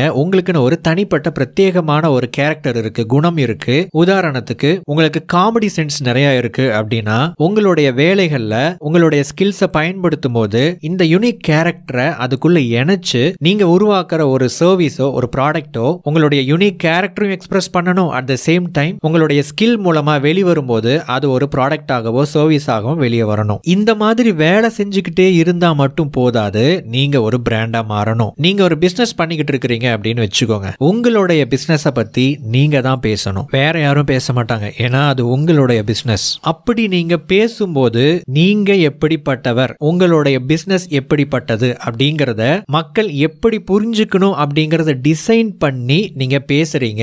இன்னும் சிம்பிளா சொல்லணும்னா, நீங்க ஒரு கான்டென்ட் கிரியேட் பண்றீங்க, மத்தவங்களுக்கு தெரியப்படுத்துறீங்க, மார்க்கெட்டிங் பண்றீங்கன்னு வச்சுக்கோங்க. இத மக்கள் சரியா ரிசீவ் பண்ணிட்டாங்க அப்படின்னா மக்களுடைய மனசுல உங்களை பத்தியோ உங்களுடைய ப்ராடக்ட் சர்வீஸ் அல்லது பிசினஸ் பத்தி என்ன நினைக்கிறாங்க அப்படிங்கிறது தான் பிராண்ட். உங்களை பத்தி நினைக்கும் போது மத்தவங்களுடைய மனசுல ஒரு சில கேரக்டர்ஸ் வரும் பாத்தீங்களா, இது இப்படிதான் இருக்கும், இவங்க இப்படிதான் இருப்பாங்க அப்படிங்கிறது. இதுதான் வந்து பிராண்டிங், பிராண்ட் அப்படிங்கிறது. இதோடு சேர்த்து உங்களுடைய மைண்ட் செட்டையும் நீங்க எக்ஸ்பிரஸ் பண்ணிக்கிட்டே இருக்கீங்க அப்படின்னா ஒரு கட்டத்துல ஒரு வேலையை நீங்க இப்படிதான் செய்றீங்க அப்படிங்கிற ஒரு எண்ணம் மக்களுடைய மனசுல பதிவாகிவிடும். எந்த அளவுக்கு உங்களுடைய ஸ்கில்ஸ் பெருசா இருக்கோ, எந்த அளவுக்கு நீங்க ஒரு பெரிய பிராண்ட் அவங்கள பில்ட் பண்ணிருக்கீங்களோ, அந்த அளவுக்கு உங்களுக்கான வாய்ப்புகளும் பெருசா இருக்கும். இப்போ இந்த மாதிரியான தருணத்துல ஒரு மிகப்பெரிய ஒரு வேலையை செய்யணும் அப்படிங்கிற ஒரு தேவை ஒரு கம்பெனிக்கோ இன்னொரு நபருக்கோ இருக்கும்போது, இதுக்கு யார் சரியான ஒரு ஆள் அப்படின்னு அவங்க யோசிக்கும் போது நீங்க அவருடைய மைண்டுக்கு ஞாபகம் வர்றீங்க அப்படின்னா அவங்க உங்களை அப்ரோச் பண்ணுவாங்க. அதாவது வாய்ப்பு உங்களை தேடி வரும். ஆனா அது எப்படி நடந்துச்சு? உங்களுடைய பிராண்டை நீங்க பில்ட் பண்ணது மூலமாக தான். இதையெல்லாம் கம்பைல் பண்ணி ரொம்ப ஷார்ட்டா ஸ்வீட்டா சொல்லணும் அப்படின்னா லக்கி ஃபேக்டர் அப்படின்னு ஒண்ணு இருக்கு. அதாவது அதிகமான வாய்ப்புகள் உங்களை தேடி வர்ற மாதிரியான காரணிகள் என்னென்னலாம் இருக்கோ அந்த காரணிகளை எல்லாம் நீங்க உங்க வசம் வைத்திருக்க வேண்டும். அவ்வளவுதான். லக் அப்படிங்கிறது உங்களை தேடி வரும். அதுல ஒரு முக்கியமான ஃபேக்டர் என்ன அப்படின்னு கேட்டீங்கன்னா நெட்வொர்க்கிங். சிம்பிளா உங்களை எத்தனை பேருக்கு தெரியும், எத்தனை பேர் உங்களுக்கு தெரியும், இதுதான் வந்து நெட்வொர்க்கிங் அப்படிங்கிறது. இந்த நெட்வொர்க்கிங் அப்படின்னு வரும்போது நிறைய மக்கள் உங்களை தேடி வரணும் அப்படின்னா நீங்க இந்த ஒரு விஷயத்த பண்ணணும். நீங்க ஏதாவது ஒரு விஷயத்த வித்தியாசமா உருவாக்கணும், வித்தியாசமா செய்யணும். நீங்க என்ன செய்யறீங்க அப்படிங்கறத உலகத்துக்கு நீங்க வெளிப்படுத்தணும். இந்த இன்டர்நெட் யுகத்துல அதை பண்றது ரொம்ப சாதாரணமான ஒரு விஷயம். அதை பண்ணிட்டீங்க அப்படிங்கும்போது அது நிறைய பேருக்கு ரீச் ஆகும்போது மக்கள் உங்களுடைய கனெக்ஷன்ஸை தேடி வருவாங்க. அதுக்கப்புறம் அவங்க உங்களுடைய நெட்வொர்க்கா மாறுவாங்க. இப்படி செய்யறதன் மூலமா உருவாக்கப்படுற நெட்வொர்க் அப்படிங்கிறது சரியான ஒரு நெட்வொர்க்கா இருக்கும். அதுல இருக்கிற மக்கள் எல்லாருமே உங்களுக்கு தேவைப்படுற அல்லது அவங்களுக்கு நீங்க தேவைப்படுற அந்த ஒரு கனெக்ஷன்ஸ்ல இருப்பாங்க. நமக்கு ஒரு 1000 பேர் தெரிஞ்சிருக்கு, 1000 பேருக்கு நம்மள தெரிஞ்சிருக்கு அப்படிங்கிறது முக்கியம் இல்ல. நம்ம எந்த துறையில இருக்கிறோமோ அந்த துறையை சப்போர்ட் பண்ற மாதிரியான ஒரு 1000 பேரை நாம தெரிஞ்சு வச்சிருக்கணும். அப்பதான் நாம நெட்வொர்க்கிங் அப்படிங்கறத சரியா நமக்கு சாதகமா பயன்படுத்த முடியும். அதே மாதிரி நம்முடைய நெட்வொர்க்ல இருக்கிற மத்தவங்களுக்கு நாம ஏதாவது ஒரு விஷயம் யூஸ்ஃபுல்லா பண்ண முடியும். பிரத்யேக அறிவையும் லெவரேஜையும் பயன்படுத்தி கொண்டே இருங்கள். நீங்கள் எதற்கு தகுதி உடையவராய் இருக்கிறீர்களோ அது உங்களிடம் வந்தே தீரும். இந்த இடத்துல ஒரு முக்கியமான விஷயத்தை நீங்க கவனிக்கணும். ஒரு நெட்வொர்க்கை பில்ட் பண்ணணும், லெவரேஜை பயன்படுத்தணும், ஸ்பெசிபிக் நாலேஜ் பில்ட் பண்ணணும், அதுக்கப்புறம் அதை பயன்படுத்தணும். இதுக்கெல்லாம் நிறைய டைம் எடுக்கும். அது வரைக்கும் நீங்க பொறுமையா இருக்கணும். அந்த காலம் முழுவதும் நீங்க போட வேண்டிய எஃபோர்ட்டை தொடர்ச்சியா போட்டுக்கிட்டே இருக்கணும். அப்பதான் நாம உருவாக்கப்படுவோம். ஓரிரு நாட்கள்லயோ ஓரிரு மாதங்கள்லயோ இதற்கான ரிசல்ட்டோ இதற்கான விளைவுகளோ உங்களுக்கு கண்ணுல கூட பார்க்க முடியாது. ஆனாலும் தொடர்ச்சியா நீங்க அதற்கான முயற்சிகள்ல ஈடுபட்டுக்கிட்டே இருந்தீங்க அப்படின்னா ஒரு கட்டத்துல நீங்க லேவரேஜை பயன்படுத்துவீங்க, ஒரு கட்டத்துல நீங்க ஸ்மார்ட் ஒர்க் பண்ணுவீங்க, ஒரு கட்டத்துல நீங்க ஒரு பிராண்டா மாறி இருப்பீங்க. இந்த ப்ராசஸ் எல்லாம் ஒரு சிலருக்கு ஈஸியா இருக்கலாம், ஒரு சிலருக்கு கஷ்டமா இருக்கலாம். இந்த பாதை கடினமானது, இந்த பாதை எளிதானது அப்படின்னு யாரோ ஒருத்தங்க சொல்றாங்க அப்படிங்கறத கேட்டு இது ஈஸின்னு எடுத்துக்காதீங்க, கடினம்னு எடுத்துக்காதீங்க. ஒருத்தர் கடினம் அப்படின்னு சொல்றாருன்னா அவருக்கு கடினமா இருக்கலாம், இன்னொருத்தருக்கு அது ஒரு கேக் வாக்க அமைஞ்சிருக்கலாம். ஒருத்தர் ரொம்ப எனக்கு இதெல்லாம் ரொம்ப ஈஸியா கிடைச்சது அப்படின்னு சொல்லுவாரு. மேபி அவர் அந்த மாதிரியான ஒரு சிச்சுவேஷன்ல அவர் இருந்திருக்கலாம். அதே மாதிரியான ஒரு ஈஸி லைஃப் எல்லாருக்கும் கிடைக்கும்னு சொல்ல முடியாது. இந்த ரெண்டு வகையான கருத்துக்களையும் தவிர்த்துட்டு நீங்க உங்களுடைய துறையில இந்த விஷயங்கள் எல்லாம் அப்ளை பண்ண ஆரம்பிங்க. நிச்சயமா இதன் மூலம் மிகப்பெரிய மாற்றம் உங்களுக்கு ஏற்பட்டு கொண்டே இருக்கும். புத்திசாலியாவதற்கு எந்த குறுக்கு வழியும் இல்லை. பணத்தை மிச்சப்படுத்துவதற்காக உங்களுடைய நேரத்தை செலவு செய்வதன் மூலம் நீங்கள் பணக்காரனாக முடியாது. பணத்தை சம்பாதிப்பதற்காக உங்களுடைய நேரத்தை சேமிப்பதன் மூலம் தான் நீங்கள் பணக்காரனாக முடியும். வரக்கூடிய பகுதிகளில் சரியாக முடிவெடுப்பது எப்படி, தெளிவாக சிந்திப்பது எப்படி அப்படிங்கிற முக்கியமான கருத்துக்களை நாம பார்க்க இருக்கிறோம். ஹார்ட் ஒர்க் அப்படிங்கிறது ரொம்ப முக்கியமானது அப்படிங்கிறது நம்ம எல்லாருக்குமே தெரியும். ஆனா அது ரொம்ப ரொம்ப ஓவர் ரேட்டடான விஷயம். ஒரு விதத்துல உண்மையை சொல்ல போனா இப்போ இருக்கிற இந்த மாடர்ன் எக்கானமில ஹார்ட் ஒர்க் அப்படிங்கிறது முக்கியம் தான். ஆனா ஆனா ஒரு காலகட்டத்துல சொல்லப்பட்டுட்டு இருந்துச்சு பாத்தீங்களா, ஹார்ட் ஒர்க் அப்படிங்கிறது ரொம்ப முக்கியம் ரொம்ப முக்கியம் அப்படின்னு சொல்லிட்டு, அந்த அளவுக்கு இப்போ முக்கியம் இல்லை. அப்ப எது முக்கியம், எது அண்டர் ரேட்டடான விஷயம் அப்படின்னு கேட்டீங்கன்னா ஜட்ஜ்மெண்ட், சரியாக முடிவெடுத்தல். அதைத்தான் இங்க ஜட்ஜ்மெண்ட் அப்படின்னு சொல்றாங்க. சரியா முடிவெடுக்கிறது அப்படின்னா என்னன்னு கேட்டீங்கன்னா, ஒரு ப்ராப்ளத்துக்கு சொல்யூஷனா உங்களுடைய அறிவை பயன்படுத்துறது ஜட்ஜ்மெண்ட். நீங்க ஒரு செயலை செய்ய போறீங்க அப்படின்னு முடிவெடுக்கிறீங்க. லாங் டேர்ம்ல நீண்ட நெடுங்காலத்திற்கு பிறகு நீங்க எடுக்கக்கூடிய அந்த செயல் அப்படிங்கிறது எது மாதிரியான விளைவுகளை ஏற்படுத்தும் அப்படிங்கறத முன்கூட்டியே ஓரளவுக்கு உங்களால கணிக்கக்கூடிய அறிவு இருந்துச்சு அப்படின்னா நீங்க சரியான ஒரு ஜட்ஜ்மெண்ட்டை நீங்க பண்றீங்க அப்படின்னு அர்த்தம். லேவரேஜ் அதிகம் பயன்படுத்தப்படும் இந்த காலகட்டத்தில் ஒரு சரியான முடிவு எல்லாவற்றையும் வென்றுவிடும். கடின உழைப்பு இல்லாமல் உங்களால் லேவரேஜை சரியாக பயன்படுத்தவும் முடியாது, சரியாக முடிவெடுக்கும் திறனை வளர்க்கவும் முடியாது. நீங்க ஒரு முடிவு எடுக்கிறீங்க அப்படின்னா அந்த முடிவுகளை ரெண்டு விதமா பிரிக்கலாம். முதலாவது முடிவு நீங்க எந்த பாதையில போகணும் அப்படிங்கறத தேர்ந்தெடுக்கிற முடிவு. ரெண்டாவது முடிவு நீங்க போற பாதையில நீங்க என்னென்ன மாதிரியான செயல்களை செய்யணும் அப்படிங்கிற முடிவு. இதுல ரொம்ப முக்கியமானது அந்த பாதையை தேர்ந்தெடுக்கிறது. லெட்ஸ் சே ஒரு கெரியர் பாத், அதுக்கப்புறம் அதுல நீங்க என்ன பண்றீங்க அப்படிங்கிறது ரெண்டாவது பட்சம் தான். இந்த பாதையை தேர்ந்தெடுக்கிறது அப்படிங்கிறது ஒரு மனிதனுடைய வாழ்க்கையில ரொம்ப ரொம்ப ரொம்ப முக்கியமான ஒரு முடிவு. சரியாக முடிவெடுப்பது எப்படி?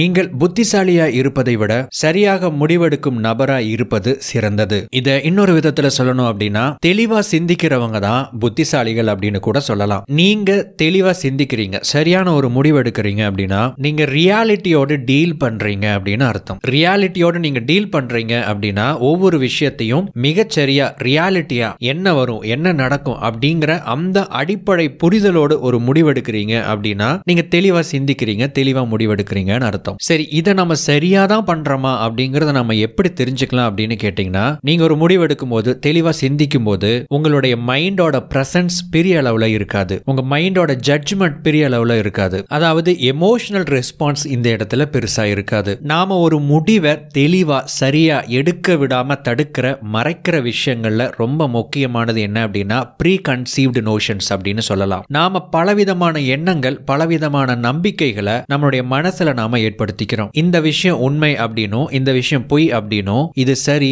இது தவறு, இது இப்படிதான் நடக்கணும் அது அப்படிதான் நடக்கணும் அப்படிங்கிற மாதிரி பலவிதமான எண்ணங்கள் நம்பிக்கைகள் நம்ம மனசுல இருக்கு. இத காக்னிட்டிவ் பயாசஸ் அப்படின்னு கூட சொல்லுவாங்க, திங்கிங் எரர்ஸ் அப்படின்னு சொல்லுவாங்க. இத பத்தி போன சில பதிவுகளை நம்ம எபிக் லைஃப் சேனல்ல காக்னிட்டிவ் பயாசஸ் அப்படிங்கிற விஷயங்களுடைய வகைகள் என்ன அப்படின்னு சொல்லிட்டு நம்ம சில விஷயங்களை எக்ஸாம்பிளுக்கு நம்ம பார்த்திருக்கிறோம். எக்ஸாக்டா அந்த மாதிரியான நம்பிக்கைகள் தான் நம்மள தெளிவாக முடிவெடுக்க விடாம தடுக்குது. நாம நிறைய விஷயங்களை லேர்ன் பண்றோம், கத்துக்கிறோம், அனுபவப்படுறோம் அப்படின்னா இது எல்லாமே எதற்காக அப்படின்னா ஏதோ ஒரு டேட்டாவை வாங்கி புதுசா நம்ம மைண்டுக்குள்ள டவுன்லோட் பண்ணி வச்சுக்கிறதுக்காக இல்ல, இந்த நோஷன்ஸை உடைக்கிறதுக்காகவும் தான். இங்க கேள்வி என்ன அப்படின்னா, நம்ம நிறைய விஷயங்களை கத்துக்க நாம எதை கத்துக்கிறோமோ அல்லது யாருக்கிட்ட இருந்து கத்துக்கிறோமோ அவங்களுடைய ஒரு ப்ராடக்டாக தான் மாறுறோமே தவிர செல்ஃப் அனாலிசிஸ் மூலமா அந்த நோஷன்ஸை நாம உடைக்கிறோமா அப்படின்னு கேட்டீங்கன்னா பெரும்பாலான நேரங்கள்ல இல்ல. இந்த ரியாலிட்டின்னு ஒரு விஷயம் முன்னாடி சொன்ன பாத்தீங்களா, என்னைக்கு அந்த ரியாலிட்டியோடு நீங்க ரியலா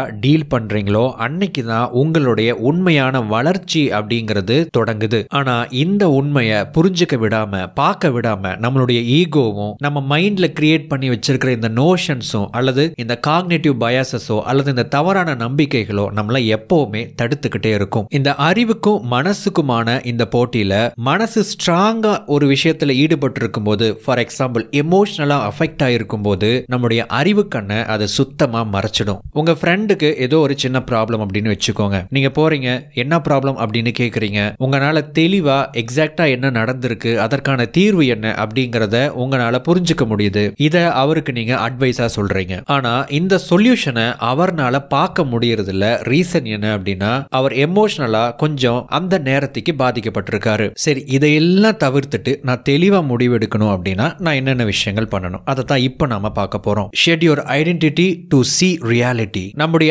ஆரம்ப காலத்துல நாம வளர்ந்த சூழல் காரணமாக நம்முடைய அப்பா அம்மா நம்முடைய சொசைட்டி இவங்கெல்லாம் சேர்ந்து உருவாக்குற ஒரு விஷயத்த நாம ஒரு ஈகோவா கிரியேட் பண்ணி வச்சுக்கிறோம். அதுக்கப்புறம் நம்ம வளர்ந்ததுக்கு அப்புறம் நாம உருவாக்குன அந்த ஈகோவை கஷ்டப்படுத்த கூடாது, எப்பவுமே சந்தோஷமா வச்சுக்கணும் அப்படிங்கிறதுக்காகவே நம்ம மிச்சம் இருக்கிற வாழ்நாள கழிக்கிறோம். நாம புரிஞ்சுக்கிற ஒவ்வொரு விஷயத்தையும் நம்முடைய ஈகோ மூலமாக தான் புரிஞ்சுக்கிறோம். ஈகோங்கிறது ஒண்ணும் இல்ல, நான் யாரு நான் எப்படி இருக்கேன், நான் எப்படி ஆக போறேன் அப்படிங்கிற நம்முடைய மனசுல நம்மை பற்றி நாம் உருவாக்கி வச்சிருக்கிற எண்ணங்களும் மனநிலைகளும் தான். வெளியே இருக்கிற உலகத்தை நம்முடைய ஈகோவுக்கு பிடிச்ச மாதிரி மாத்துறதுக்கு நாம முயற்சி பண்றோம். இது போதா குறைக்கு நாம நமக்குன்னு எக்கச்சக்கமான அடையாளங்களை ஏற்படுத்தி வச்சுக்கிறோம். நான் இந்த குரூப்பை சார்ந்தவன், நான் இந்த ஒரு கூட்டத்தை சார்ந்தவள் அப்படிங்கிற மாதிரி. இந்த அடையாளங்களும் இந்த நம்பிக்கைகளும் நம்மள இன்னும் தெளிவா சிந்திக்க விடாம தடுக்கும். முதல் விஷயம் என்ன அப்படின்னா, நீங்க எந்த அடையாளத்தை சார்ந்தவராக இருந்தாலும் சரி, எந்த ஒரு அரசியல் கொள்கை உடையவராக இருந்தாலும் சரி, நீங்க எந்த கொள்கையை பின்பற்றினாலும் சரி, அது இங்க விஷயம் இல்ல. ஆனா அந்த அடையாளத்தோடவே எப்பவுமே அலைஞ்சுக்கிட்டு இருக்காதீங்க. அந்த அடையாளத்தை தவிர்த்துட்டு நீங்க மத்த விஷயங்களை பார்க்க ஆரம்பிங்க. நீங்க புரிஞ்சுக்கிற விதம் மாறும். இந்த ஒரு சின்ன விஷயத்தை பண்ணினாவே மிகப்பெரிய மாற்றங்கள் உங்களுடைய திங்கிங்ல நடக்க ஆரம்பிக்கும். இதெல்லாம் நம்முடைய ஈகோவில் ஒரு பகுதின்னு சொல்லலாம். அப்ப ஈகோங்கிறது எவ்வளவு பெரிய விஷயம் அப்படின்னு கற்பனை பண்ணி பாருங்க. இப்ப நீங்க சரியா முடிவெடுக்கணும் அப்படின்னா நீங்க பண்ண வேண்டிய ஒரு முக்கியமான விஷயம் என்ன அப்படின்னா, collect mental models. Decision making, முடிவெடுக்கும் போது உங்களுடைய மூளை, உங்களுடைய மனம் எப்படி செயல்படும் அப்படின்னா ஒரு பிரிடிக்ஷன் மெஷின் மாதிரி செயல்படும். இதுக்கு முன்னாடி ஒரு விஷயம் நடந்துச்சு, இதே மாதிரி தான் இதுக்கப்புறம் நடக்க போகுது அப்படிங்கிற மாதிரி டக்குன்னு நாம ஒரு விஷயத்தை வச்சு, நம்ம அனுபவத்தை வச்சு நம்ம முடிவெடுப்போம். இந்த மாதிரி நிறைய முடிவுகளை நாம எடுக்காம பிரிடிக்ட் பண்ண ஆரம்பிச்சிடறோம். இதை தவிர்க்கணும் அப்படின்னா மென்டல் மாடல்ஸை நீங்க உருவாக்கணும். இங்கதான் லேர்னிங் அப்படிங்கிற ஒரு விஷயம் வருது. நீங்க நிறைய கத்துக்கிறீங்க. அந்த கத்துக்கிற விஷயங்கள் எல்லாம் உங்களுடைய மைண்ட்ல ஒவ்வொரு டாட்டா பதிவாகுது அப்படிங்கிற மாதிரி கற்பனை பண்ணிக்கோங்க. நம்ம கம்ப்யூட்டர்ல ஃபீட் பண்ற ஒவ்வொரு டேட்டா மாதிரி உங்க மைண்ட்ல நீங்க கத்துக்கிற ஒவ்வொரு விஷயங்களும் பதிவாகிக்கிட்டே இருக்கும். நீங்க ஒரு முடிவு எடுக்கணும் அப்படின்னு வரும்போது அதுல குறிப்பிட்ட ஒரு சில டாட்ஸ் ஒன்னா இணைஞ்சு இப்படி பண்ணா இந்த மாதிரி தான் நடக்கும் அப்படின்னு உங்களுடைய அறிவினுடைய வேலையின் காரணமாக நீங்க திரட்டி வச்சிருக்கிற பலதரப்பட்ட அறிவுகள் ஒன்னா இணைஞ்சு உங்களுக்கு ஒரு புது யோசனையை கொடுக்கும். இதுதான் மென்டல் மாடல் அப்படிங்கிறது. உங்களுடைய துறையில நீங்க எந்த அளவுக்கு நிறைய சரியான விஷயங்களை சரியான முறையில கத்துக்கிறீங்களோ அந்த அளவுக்கு உங்களுடைய மென்டல் மாடல் அப்படிங்கிறது உருவாகும். பெட்டரான ஒரு மென்டல் மாடலை உருவாக்கி வச்சிட்டீங்க அப்படின்னா, உதாரணத்துக்கு இப்போ சாட் ஜிபிடியை பத்தி நிறைய பேர் பேசிக்கிட்டு இருக்காங்க. அதை ஒரு மென்டல் மாடலுக்கு உதாரணமா எடுத்துக்கலாம். அதுக்கு ஒரு டேட்டா ஏற்கனவே ஃபீட் பண்ணப்பட்டிருக்குது. நீங்க ஒரு கேள்வி கேட்கறீங்க, அதுக்கு ஏற்கனவே ஃபீட் பண்ணப்பட்டிருக்கிற டேட்டாவில இருந்து உங்களுக்கு ஒரு பதிலை எடுத்து கொடுக்குது. எக்ஸாக்டா உங்க மைண்ட் அப்படிதான் வேலை செய்யும். அதுதான் மென்டல் மாடல் அப்படிங்கிறது. அதுக்கு என்ன பண்ணணும்? சரியான தரவுகளை, சரியான டேட்டாவை, சரியான எஜுகேஷனை, சரியான நாலேஜை ஃபீட் பண்ணணும். அதுவும் உங்களுக்கு தேவையான விஷயங்களை ஃபீட் பண்ணணும். சரியா கத்துக்கணும். சரியா கத்துக்கிட்ட விஷயங்களை நீங்க ஞாபகம் வச்சுக்கணும். ஞாபகம் வச்சிருக்கிற விஷயங்கள் ஒன்னோடு ஒன்னா இணைஞ்சு புது யோசனைகளை உருவாக்கணும். இந்த மென்டல் மாடல் ஒர்க் ஆயிருச்சு அப்படின்னா நீங்க தெளிவா சிந்திக்கவும் முடியும், நீங்க சரியான டெசிஷன் எடுக்கவும் முடியும். அதுக்கு நீங்க செய்ய வேண்டிய விஷயம் லேர்னிங், செல்ஃப் லேர்னிங். உங்களுடைய லேர்னிங் அப்படிங்கிறது நீங்க காலேஜ் படிச்சு முடிச்சதுக்கு அப்புறம் நின்றுச்சு அப்படின்னு நீங்க நினைக்காதீங்க. அது ஒரு லைஃப் லாங் ப்ராசஸ். தொடர்ச்சியா நீங்க எந்த அளவுக்கு சரியான வர்த்தியான விஷயங்களை லேர்ன் பண்ணிக்கிட்டே இருக்கிறீங்களோ அந்த அளவுக்கு பெட்டரான பர்சனா நீங்க மாறிக்கிட்டே இருப்பீங்க. மகிழ்ச்சியா இருப்பது என்பது நீங்கள் அடையக்கூடியதோ அல்லது நீங்கள் தேர்ந்தெடுக்கக்கூடிய ஒன்றோ அல்ல. இது ஒரு தனிப்பட்ட திறன். உடற்பயிற்சியை போன்று மகிழ்ச்சியா இருப்பதையும் நீங்கள் கற்றுக்கொண்டு அதை செயல்படுத்த முடியும். அதிர்ஷ்டம் இல்லாமலும் பணக்காரனாவது எப்படி அப்படிங்கிற இந்த நவேல் ரவிகாந்தனுடைய கருத்துக்களை, ட்வீட்ஸ் நம்ம தொடர்ச்சியா தி அல்மனாக் ஆஃப் நவேல் ரவிகாந்த் அப்படிங்கிற புத்தகத்திலிருந்து இதுவரைக்கும் நாம பார்த்துட்டு வந்தோம். இதுக்கப்புறம் இந்த புத்தகத்தினுடைய இரண்டாவது முக்கியமான ஒரு பகுதியை நாம பார்க்க இருக்கிறோம். ஹாப்பினஸ், மகிழ்ச்சியாக இருப்பது அப்படிங்கிற விஷயத்தை பத்தி பின்னாடி நிறைய கருத்துக்களை நவேல் ரவிகாந்த் சொல்ல போறாரு. இத ஹாப்பினஸ் அப்படின்னு சொல்றதை விட செல்ஃப் இம்ப்ரூவ்மெண்ட் அப்படின்னு சொல்லலாம். பிகாஸ் ஹாப்பினஸை தாண்டி எக்கச்சக்கமான செல்ஃப் இம்ப்ரூவ்மெண்ட் கருத்துக்களை இதுக்கப்புறம் இந்த புத்தகத்திலிருந்து நாம பார்க்க இருக்கிறோம். பிஃபோர் தட், ஏன் இந்த பகுதி அவ்வளவு முக்கியமானது அப்படின்னு என்கிட்ட கேட்டீங்க அப்படின்னா, பணம் சம்பாதிக்கிறது அப்படிங்கிறது ஒரு சின்ன பகுதி. அந்த பணத்தை நாம எப்படி சம்பாதிக்க போறோம், எந்த வழியில சம்பாதிக்க போறோம், சம்பாதிக்கிற பணத்தை நாம எப்படி பயன்படுத்த போறோம் அப்படிங்கிறது எல்லாம் நம்முடைய மனநிலை சார்ந்த விஷயங்கள் தான். அப்போ இந்த மனநிலை அப்படிங்கிறது ரொம்ப சரியாக இருக்கிறது ரொம்ப ரொம்ப முக்கியம். அதனாலதான் இந்த பகுதி ரொம்ப இம்பார்ட்டன்ட் அப்படின்னு நான் சொல்றேன். இந்த பகுதியினுடைய முதல் பாடம், ஃபர்ஸ்ட் லெசன் என்ன அப்படின்னா, ஹாப்பினஸ் இஸ் லேர்ன்ட். பணத்தை தாண்டி ஒரு மனிதனுக்கு மன ரீதியாக என்ன தேவைப்படுது அப்படின்னு பார்த்தோம் அப்படின்னா, நிச்சயமாக ஹாப்பினஸ், மகிழ்ச்சியாக இருப்பது அப்படிங்கிறது நமக்கு தேவைப்படுது. அப்பதான் என்னதான் நமக்கு எந்த அளவுக்கு பணம் இருந்தாலும் அல்லது பணம் இல்லைனாலும் நம்ம வாழ்ற வாழ்க்கைக்கு ஒரு அர்த்தம் சேர்க்கிற ஒரு விஷயம் தான் இந்த மகிழ்ச்சி. பட் பெரும்பாலான நேரங்கள்ல இந்த மகிழ்ச்சி அப்படிங்கிறது நமக்கு எப்ப கிடைக்குது அப்படின்னு கேட்டிங்கன்னா, அதுவா ஏதாவது ஒரு சந்தர்ப்ப சூழ்நிலை ஏற்படும் போது ஒரு சிச்சுவேஷன் காரணமா நாம மகிழ்ச்சி அடைகிறோம். அதே சிச்சுவேஷன் நெகட்டிவா மாறும்போது நாம சோகமாகிறோம். அப்ப இந்த இடத்துல நாம மகிழ்ச்சியாக இருப்பதை விட்டுட்டு சூழ்நிலைக்கு ஏற்றவாறு நாம நடக்க ஆரம்பிக்கிறோம். இந்த இடத்துல நாம ஒரு சூழ்நிலை கைதியாக நடந்துக்கிறோம். அப்ப இதுக்கெல்லாம் என்ன சொல்யூஷன் அப்படின்னு கேட்டீங்கன்னா, ஹாப்பினஸ், மகிழ்ச்சியாக இருப்பது என்பதை நீங்கள் கற்றுக்கொள்ள முடியும் அப்படின்னு நவேல் ரவிகாந்த் சொல்றாரு. ஃபர்ஸ்ட் ஆஃப் ஆல், இந்த மகிழ்ச்சியாக இருப்பது அப்படிங்கிறது வந்து நம்ம சிரிச்சுக்கிட்டே இருக்கிறது அப்படின்னு தப்பா எடுத்துக்க கூடாது. மகிழ்ச்சி அப்படிங்கிறது ஒரு விதமான மனநிலை. இந்த மகிழ்ச்சி அப்படிங்கிறது ஒவ்வொரு நபர்களை பொறுத்த வரைக்கும் மாறுபடும் அப்படிங்கறத தெளிவா புரிஞ்சுக்கோங்க. சிரிக்கிறவங்க எல்லாருமே மகிழ்ச்சியா இருக்கிறாங்க அப்படின்னு அர்த்தம் கிடையாது. ஒரு வகையில பார்த்தோம் அப்படின்னா, யார் எல்லாத்துக்கும் ரொம்ப அதிகமா சிரிச்சுக்கிட்டே இருக்கிறாங்களோ அந்த அளவுக்கு அவங்களுக்குள்ள சோகம் இருக்கு அப்படின்னு கூட எடுத்துக்கலாம். இந்த மகிழ்ச்சி அப்படிங்கிறது ஒரு சிலருக்கு ஒரு ஃப்ளோ ஸ்டேட்டா இருக்கலாம். அவங்க ஈடுபடுற அந்த வேலையில ரொம்ப மும்மரமா, தீவிரமா, ரொம்ப ஃபோக்கஸ்டா ஈடுபட்டு அந்த வேலையை செய்யறாங்க அப்படின்னா அது அவங்களுக்கு ஒரு மகிழ்ச்சியை கொடுக்கலாம். ஒரு சில பேருக்கு திருப்தியாக இருக்கலாம். ஒரு வேலையை செஞ்சு முடிச்சதுக்கு அப்புறம் கிடைக்கிற ஒரு சாட்டிஸ்ஃபேக்ஷன் அவங்களுக்கு ஒரு மகிழ்ச்சியை கொடுக்கலாம். இந்த மகிழ்ச்சி அப்படிங்கிறது நீங்க வளர வளர, நீங்க எவால்வ் ஆக அதுவும் மாறிக்கிட்டே போகலாம். அப்பார்ட் ஃப்ரம் ஸ்டேட், இது எல்லாத்தையும் வந்து ஒரு பொதுவான ஒரு டெஃபினிஷன் கொடுக்கணும் அப்படின்னா, மகிழ்ச்சி அப்படிங்கிறது என்னுடைய வாழ்க்கையில ஏதோ ஒன்று மிஸ் ஆகுது, எதையோ ஒன்று நான் வந்து மிஸ் பண்றேன், எதையோ ஒன்றை இழக்கிறேன் அப்படிங்கிற அந்த ஒரு எண்ணம் இல்லாம யாருனால இருக்க முடியுதோ அவங்க தான் மகிழ்ச்சியா இருக்கிறாங்க அப்படின்னு அர்த்தம். பெரும்பாலும் நமக்கு இந்த குணம் இருக்கும். நம்ம மற்றவங்களோட மற்ற விஷயங்களோட கம்பேர் பண்ணிட்டு, என்கிட்ட இது இல்லை, என்கிட்ட அது இல்லை, அவங்க கிட்ட இருக்கிற அந்த ஒரு குணம் இல்லை, அவங்க கிட்ட இருக்கிற அந்த ஒரு பொருளோ அந்த ஒரு வசதி வாய்ப்புகளோ என்கிட்ட இல்லை அப்படின்னு நம்ம அடிக்கடி அப்பப்போ நம்ம கம்பேர் பண்ணிக்கிட்டே இருப்போம். அப்படி பண்றதுனால என்ன நடக்குது அப்படின்னா, என்கிட்ட இதெல்லாம் இல்லை, இதெல்லாம் என்கிட்ட மிஸ் ஆகுது, இதெல்லாம் என்கிட்ட லேக் ஆகுது அப்படிங்கிற மாதிரி நான் நினைச்சுக்கிட்டே இருப்பேன். அப்படி நான் என்னைக்கு நினைக்க ஆரம்பிக்கிறேனோ அன்னைக்கு என்கிட்ட இருக்கிற மகிழ்ச்சி என்னை விட்டு போயிடும். இந்த எண்ணங்கள் இல்லாம, அதாவது என்கிட்ட இது இல்லை அது இல்லை அப்படிங்கிறத வந்து நம்ம நினைக்காம, என்னைக்கு நான் வந்து இந்த எந்த விதமான எண்ணமும் இல்லாம எம்டியா இருக்கிறனோ அன்னைக்கு நான் மகிழ்ச்சியா இருப்பேன். என்கிட்ட இதெல்லாம் மிஸ் ஆகுது அப்படிங்கிற எண்ணம் இல்லாம இருக்கும்போது நான் மற்ற விஷயங்களோட கம்பேர் பண்ண மாட்டேன். என்னுடைய வேலைகளை நான் பார்க்க ஆரம்பிச்சிருவேன். நான் இப்ப என்ன பண்ணிக்கிட்டு இருக்கிறேன், நான் எதை நோக்கி போகணும், நான் எதை அச்சீவ் பண்ணணும், நான் எதை செயல்படுத்தணும், அதை நான் எப்படி பண்ணணும்னு நினைக்கிறேன் அப்படிங்கிற என்னுடைய மனசு எதை சொல்லுதோ, எதை நினைக்குதோ அதை நோக்கி போகக்கூடிய ஒரு ஆளாக இருப்பேன். சில பேர் வந்து இந்த மகிழ்ச்சியாக இருப்பது அப்படிங்கறத வந்து பாசிட்டிவ் தாட்ஸை வச்சிருக்கிறதோ அல்லது பாசிட்டிவான ஆக்ஷன்ஸை செய்யறதோ மகிழ்ச்சின்னு நினைச்சுக்குவாங்க. ஆனா அதுவும் கிடையாது. உங்கள் வாழ்க்கையில் உங்களுக்கு மகிழ்ச்சி வேண்டுமானால் நல்லது கெட்டது என்பதை கடந்த ஒரு நிலையில் நீங்கள் இருக்க வேண்டும். லா ஆஃப் பொலாரிட்டின்னு ஒரு விஷயம் இருக்குங்க. அதாவது ஒரு விஷயத்துக்கு ரெண்டு எக்ஸ்ட்ரீம் எல்ஸ் இருக்கு அப்படிங்கறது தான் இந்த விதி வந்து சொல்லுது. இப்போ நான் வந்து மகிழ்ச்சியா இருக்கேன் அப்படின்னு நான் சொல்றேன் அப்படின்னா, அப்ப இதுக்கு முன்னாடி நான் சோகமா இருந்தேன் அப்படிங்கிற ஒரு அர்த்தத்தை இது வெளிப்படுத்துது. நான் இப்போ ரொம்ப நல்லா இருக்கேன் அப்படின்னு நாம சொல்றோம் அப்படின்னா, அப்ப இதுக்கு முன்னாடி நம்ம இதை விட கொஞ்சம் மோசமா இருந்திருக்கிறோம், இப்ப நாம கொஞ்சம் பெட்டரா ஃபீல் பண்றோம் அப்படிங்கிற இன்னொரு அர்த்தத்தை அது வெளிப்படுத்துது. ஒரு தமிழ் படத்துல ஒரு காமெடி சீன் வரும். நடிகர் பார்த்திபனும் வடிவேலும் சேர்ந்து அந்த காமெடி சீன்ல நடிச்சிருப்பாங்க. வடிவேலு வந்து ஒரு மீன் கடை வச்சிருப்பாரு. இங்கு நல்ல மீன்கள் விற்கப்படும் அப்படின்னு போர்டு வச்சிருப்பாரு. அதை படிச்சுட்டு பார்த்திபன் சொல்றாரு, நீ நல்ல மீன் விற்கிற அப்படின்னா மற்றவங்க எல்லாம் என்ன மோசமான மீன் விற்கிறாங்களா அப்படிங்கிற மாதிரி கேட்பாரு. எக்ஸாக்டா நம்முடைய மைண்ட் செட் அப்படிங்கிறது பாசிட்டிவ் நெகட்டிவ் அப்படிங்கிறத கடந்து போகும்போது மட்டும்தான் நாம மகிழ்ச்சியாக இருக்க முடியும். நான் நல்லவன் அப்படின்னா அப்ப வேற யாரோ ஒருத்தங்க கெட்டவங்க அப்படிங்கிற ஒரு அர்த்தத்தையும் அது மீன் பண்ணுது. இங்க சொல்ற விஷயங்கள் எல்லாம் கொஞ்சம் பிலசாபிக்கலா சொல்லப்படுற விஷயங்கள். மகிழ்ச்சியாக இருப்பது அப்படிங்கிறது பாசிட்டிவான தாட்டை வச்சிருக்கிறதோ பாசிட்டிவான ஆக்ஷன்ஸை வச்சிருக்கிறதோ இல்ல. இந்த பாசிட்டிவ் நெகட்டிவ் அப்படிங்கிறத கடந்த ஒரு நிலையில, அதாவது எனக்கு இப்போ பெரிய தேவைகள் இல்ல, என்கிட்ட அது இல்ல இது இல்ல அப்படிங்கிற அந்த கம்பேரிட்டிவ் மைண்ட் செட் இல்லாம இருக்கிற ஒரு மனநிலை. அல்லது இப்படி சொல்லலாமே,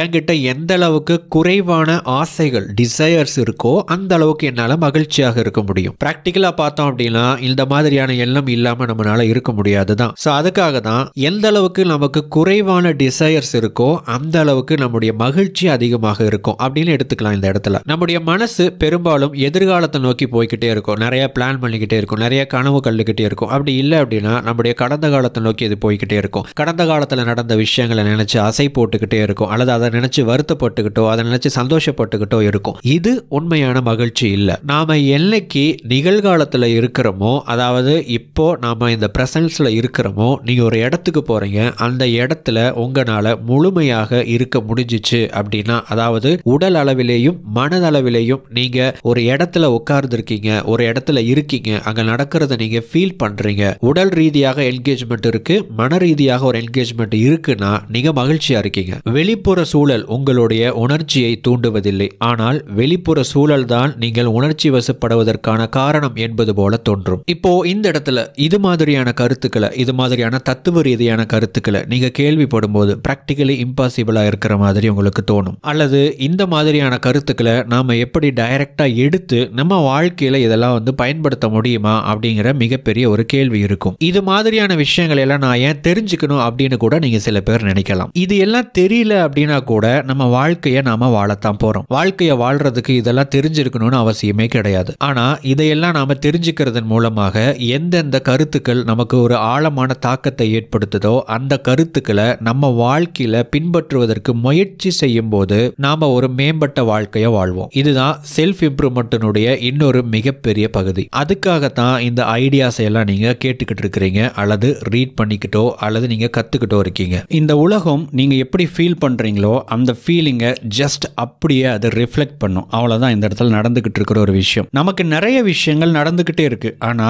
இதை நாம எப்படி இன்டர்பிரட் பண்றோம் அப்படிங்கிறது இங்க ரொம்ப முக்கியம். அந்த இன்டர்பிரேஷன் பண்ணக்கூடிய, அதாவது ஒரு விஷயத்தை நம்ம எப்படி புரிஞ்சுக்கிறோம், எப்படி பார்க்கிறோம், எப்படி எடுத்துக்கிறோம் அப்படிங்கிற அந்த மனநிலை இங்க ரொம்ப முக்கியம். அந்த மனநிலையை கொண்டு வரணும்னா இது மாதிரியான கருத்துக்களை நாம ஃபர்ஸ்ட் உள்வாங்கணும். நாம மகிழ்ச்சியாக இருப்பதற்கு பெரும்பாலும் நம்ம என்ன பண்றோம் அப்படின்னு கேட்டீங்கன்னா, நம்முடைய புற உலகத்தை, அதாவது நம்மை சுத்தி இருக்கிற உலகத்தையும் சூழலையும் நாம மாத்தணும்னு நினைக்கிறோம். இந்த மாதிரி நான் ஒரு ஜாப்குள்ள மட்டும் போயிட்டேன் அப்படின்னா, இந்த ஒரு பிசினஸை ஸ்டார்ட் பண்ணிட்டேன் அப்படின்னா நான் ஓரளவுக்கு செட்டில் ஆயிருவேன் அப்படிங்கிற மாதிரி வார்த்தைகளை சொல்றதை நிறைய பேர் சொல்றதை நீங்க கேள்விப்பட்டிருக்கலாம். அவங்க என்ன சொல்ல வர்றாங்க அப்படின்னா, அவங்களுக்கான சூழலை இந்த மாதிரி நான் அமைச்சுக்கிட்டேன் அப்படின்னா நான் ஓரளவுக்கு கம்ஃபர்டபுளா இருப்பேன் அப்படின்னு சொல்றாங்க. அதாவது அவங்க இருக்கிற சூழலை, புற உலகத்தை அவங்களுக்கு தகுந்த மாதிரி அல்லது அவங்க நினைக்கிற மாதிரி மாத்திக்கிட்டா நம்ம நல்லா இருப்போம், மகிழ்ச்சியா இருப்போம்னு நினைக்கிறாங்க. நம்ம சுத்தி இருக்கிற புற உலகத்தையோ நம்முடைய சூழல்களையோ நம்மளால மாற்ற முடியுங்கிறது ஒரு பக்கம் உண்மையாக இருந்தாலும் அதற்கு போடுற எஃபோர்ட், அதுக்கு கொடுக்கிற டைம் அப்படிங்கிறது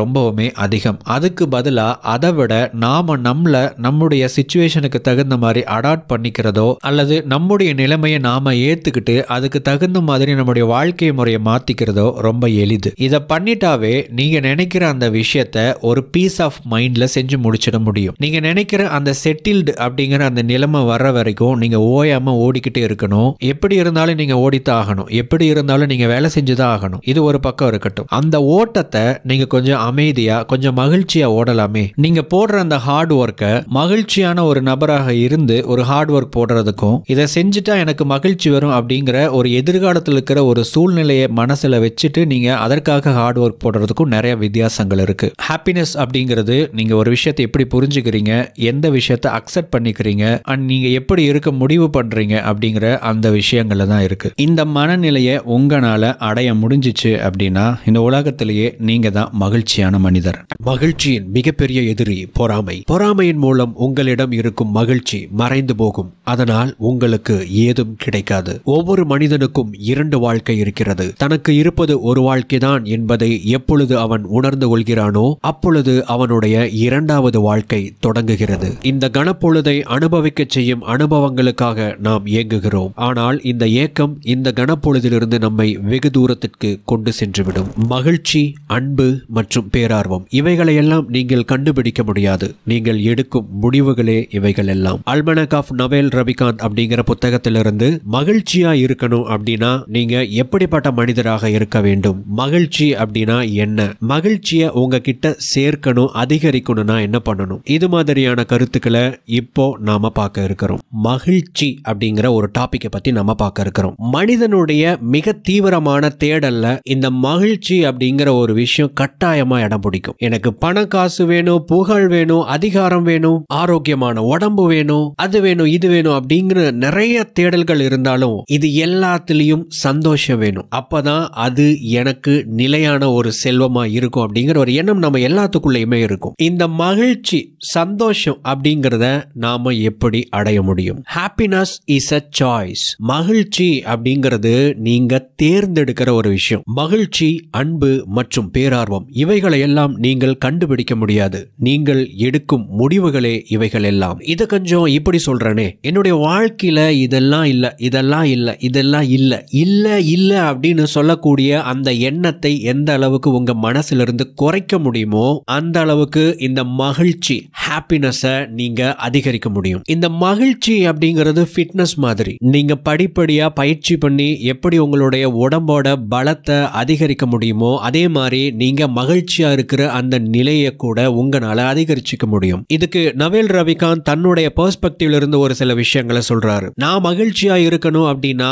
ஒரு சில முடிவுகளை, ஒரு சில சாய்ஸஸ் நான் எடுப்பேன். என்னென்ன அப்படின்னா, என்னுடைய அடையாளத்தை குறைச்சுக்குவேன். அதாவது என்னுடைய ஈகோவை, நான் யாரு அப்படின்னு நம்பிக்கிட்டு இருக்கிற என்னுடைய பலவிதமான நம்பிக்கைகளை குறைச்சு நான் இவ்வளவுதான் அப்படின்னு என்னுடைய அடையாளத்தை கொஞ்சம் கீழே இறக்கிக்கும் போது எனக்கு சந்தோஷம் கிடைக்கும். அலைப்பாயிர மனசை குறைச்சு தேவையில்லாம ஓவர் திங்கிங்கை குறைச்சுக்கணும். எனக்கு அவசியமே இல்லாத விஷயங்களை பத்தி நான் கவலைப்பட மாட்டேன். தேவையில்லாத இந்த அரசியல் விவகாரங்கள்ல ஈடுபடவும் மாட்டேன். சந்தோஷம் இல்லாத மனிதர்கள் கூட நான் சுத்தவும் மாட்டேன். இந்த உலகத்துல நான் வாழ்ந்துகிட்டு இருக்கிற இந்த காலம், இந்த டைம் அப்படிங்கிறது ரொம்ப ரொம்ப முக்கியம் அப்படின்னு சொல்லிட்டு அந்த டைமை நான் வேல்யூ பண்ணுவேன். நான் பிலாசபி படிப்பேன், தியானம் பண்ணுவேன், மகிழ்ச்சியான மனிதர்கள் கூட சேர்ந்து இருக்க ஆரம்பிப்பேன். இப்ப கொஞ்சம் யோசிச்சு பாருங்க, இப்ப நான் மேல சொன்ன இத்தனை விஷயங்களை எல்லாம் ஃபாலோ பண்ணா மகிழ்ச்சி வருமா வராதா? நிச்சயமா வரும். அது வர்றது மட்டும் இல்ல, இதை நம்ம தொடர்ச்சியா பண்ணிக்கிட்டு இருக்கும்போது அது அதிகரிக்கவும் செய்யும். Happiness requires presence. இந்த கணப்பொழுதை அனுபவிக்க செய்யும் அனுபவங்களுக்காக நாம் இயங்குகிறோம். ஆனால் இந்த ஏக்கம் இந்த கணப்பொழுதிலிருந்து நம்மை வெகு தூரத்திற்கு கொண்டு சென்றுவிடும். உங்க வாழ்க்கையில நீங்க எப்போ சந்தோஷமா இருந்தீங்க அப்படின்னு ஒரு கேள்வி கேட்டா, நீங்க சந்தோஷமா இருந்த ஒரு தருணத்தை அல்லது உங்களை சந்தோஷப்படுத்தின ஒரு அனுபவத்தை நீங்க சொல்லுவீங்க. அது ஒரு மொமெண்டா இருக்கும். நாம சந்தோஷமா இருக்கணும் அப்படிங்கிறதுக்காக சந்தோஷத்தை தேடுற ஒரு வழி என்ன அப்படின்னு தெரியுங்களா? இந்த மாதிரி ஏதாவது ஒரு மொமெண்ட் திரும்ப எனக்கு கிடைக்குமா அப்படின்னு நாம தேடிக்கிட்டே இருக்கிறோம். எல்லா இடத்துலயும் தேடிக்கிட்டே இருக்கோம். இன்னைக்கோ ஒரு நாள் ஒரு ஃபன்னியான ஒரு வீடியோ பார்க்கும்போது பயங்கரமா விழுந்து சிரிச்சிருப்பீங்க. ஒவ்வொரு நாளும் நீங்க யூடியூப்லயும் இன்ஸ்டாகிராம்லயும் அது மாதிரியான விஷயத்தை தான் தேடிக்கிட்டே இருக்கீங்க. திரும்ப அதே மாதிரி ஒரு மொமெண்ட் கிரியேட் ஆகாதா அப்படிங்கிற ஒரு ஏக்கத்தோடு நீங்க எதிர்பார்த்துக்கிட்டு இருக்கிறீங்க. அப்போ ஏன் உங்களுக்கு அந்த மொமெண்ட் ஹாப்பினஸ் கொடுத்துச்சு? இன்னைக்கு நீங்க அந்த மொமெண்ட்டுக்காக ஏங்கிக்கிட்டு இருக்கும் போது ஏன் ஹாப்பினஸ் வரல அப்படின்னா, உங்களுடைய எதிர்பார்ப்பு, உங்களுடைய ஏக்கம், உங்களுடைய தேடல் இந்த கணப்பொழுதிலிருந்து, அதாவது பிரசன்ட்ல இருந்து உங்களை ரொம்ப தூரம் கொண்டு போயிருது. எக்ஸ்பீரியன்ஸ் எப்ப நடக்கும் தெரியுமா? நீங்க பிரசன்ட்ல இருக்கும்போது. அனுபவம் எப்ப நடக்கும்னா நீங்க அனுபவிக்கும் போது நடக்கும். எப்ப நீங்க அனுபவிப்பீங்க அப்படின்னா இந்த மொமெண்ட்ல, இந்த கணப்பொழுதை எப்ப உங்களுடைய மனம் முழு போக்கஸோடு இந்த இடத்துல இங்க இருக்கோ அப்போ நீங்க அனுபவிக்கிறீங்க. அனுபவத்தை தேடும் போது நீங்க இங்க இல்ல, வேற எங்கேயோ இருக்கீங்க. இங்க இருக்கீங்க, அதாவது பிரசன்ட்ல இருக்கீங்க அப்படின்னா உங்களுக்குள்ள என்னென்ன நடக்கும் அப்படின்னு தெரியுமா? உங்களை சுத்தி இருக்கிற நல்ல விஷயங்களை கவனிப்பீங்க, அழகான விஷயங்களை கவனிப்பீங்க. அது எல்லாம் உங்களுக்கு மகிழ்ச்சியை தரலாம். இங்க இல்லனா இதெல்லாம் நீங்க கவனிக்க மாட்டீங்க. மகிழ்ச்சி அப்படிங்கறத நீங்க தேடிக்கிட்டு இருக்கிறீங்க. நீங்க தேடுறது உங்களை சுத்தி தான் இருக்கு. உங்களுடைய தேடல் தான் பக்கத்துல இருக்கிற அந்த விஷயத்தை விட்டு உங்களை வெகு தூரத்துக்கு கூட்டிட்டு போய் உட்கார வச்சிருக்கு. பிரசன்ஸ், நிகழ்காலத்துல இருந்தீங்க அப்படின்னா நீங்க மகிழ்ச்சியா இருக்கலாம். ஒவ்வொரு மனிதனுக்கும் இரண்டு வாழ்க்கை இருக்கிறது. தனக்கு இருப்பது ஒரு வாழ்க்கை தான் என்பதை எப்பொழுது அவன் உணர்ந்து கொள்கிறானோ அப்பொழுது அவனுடைய இரண்டாவது வாழ்க்கை தொடங்குகிறது. Confucius. Success does not earn happiness.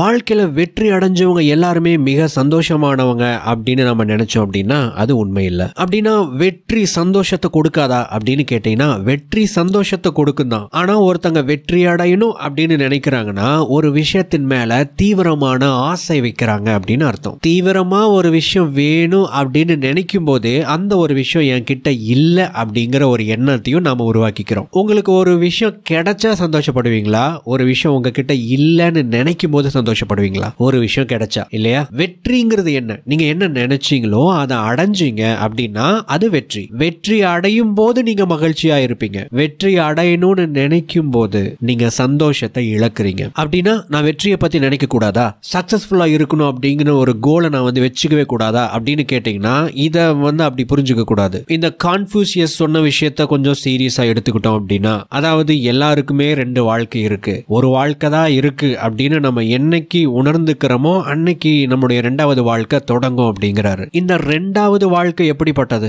இந்த வாழ்க்கை ரொம்ப ரொம்ப முக்கியமானது. இந்த வாழ்க்கையினுடைய காலகட்டம் அப்படிங்கிறது ரொம்ப ரொம்ப குறைவு. Time time flies. நேரம் ஓடிக்கிட்டே இருக்கு, காலம் ஓடிக்கிட்டே இருக்கு, வேகமா ஓடிடும். அதுக்குள்ள நம்ம நிறைய விஷயங்களை செய்யணும். இந்த உலகத்துல நம்ம வாழ்ந்து கொண்டிருக்கிற இந்த காலத்தை, இந்த டைமை நம்ம வேல்யூ பண்ணணும், இந்த லைஃபை வேல்யூபிளா வாழணும் அப்படிங்கிற ஒரு எண்ணம் நமக்குள்ள வருது அப்படின்னா நமக்கு இருக்கிறது ஒரே வாழ்க்கை தான் அப்படிங்கிற அந்த கருத்தை நாம ரொம்ப சீரியஸா எடுத்திருக்கிறோம் அப்படின்னு அர்த்தம். இந்த சீரியஸ்னஸ் எப்ப வருதோ அப்போ இந்த லைஃபுக்கு நீங்க இம்பார்ட்டன்ட் கொடுப்பீங்க, டைமுக்கு இம்பார்ட்டன்ட் கொடுப்பீங்க, உங்களுக்கு நீங்க முக்கியத்துவம் கொடுப்பீங்க. இதை இப்படி சொல்லலாமே, ஒவ்வொரு விஷயத்தை செய்யறதுக்கு ஒவ்வொரு காலகட்டம் சிறந்ததாக இருக்கும், இல்ல சப்போர்ட் பண்றதா இருக்கும். செட்டைன் ஏஜ்ல நீங்க பண்ற விஷயத்த நீங்க ஏஜ் ஆகி பண்ணும்போது அதை வந்து உங்களால ஃபுல்ஃபில்லா பண்ண முடியாது. பண்ணலாம், age is just a number அப்படின்னு சும்மா சொல்லிக்கலாம். பட் இங்க பிராக்டிக்கலா பார்த்தோம் அப்படின்னா ஒரு குறிப்பிட்ட வயசுல ஒரு குறிப்பிட்ட செயலை செய்யறதை விட காலம் கடந்து செய்யும் போது அதோட எஃபெக்டிவ்னஸ் குறைவாகத்தான் இருக்கும். அதை அந்த குறிப்பிட்ட வயசுல செய்யும் போது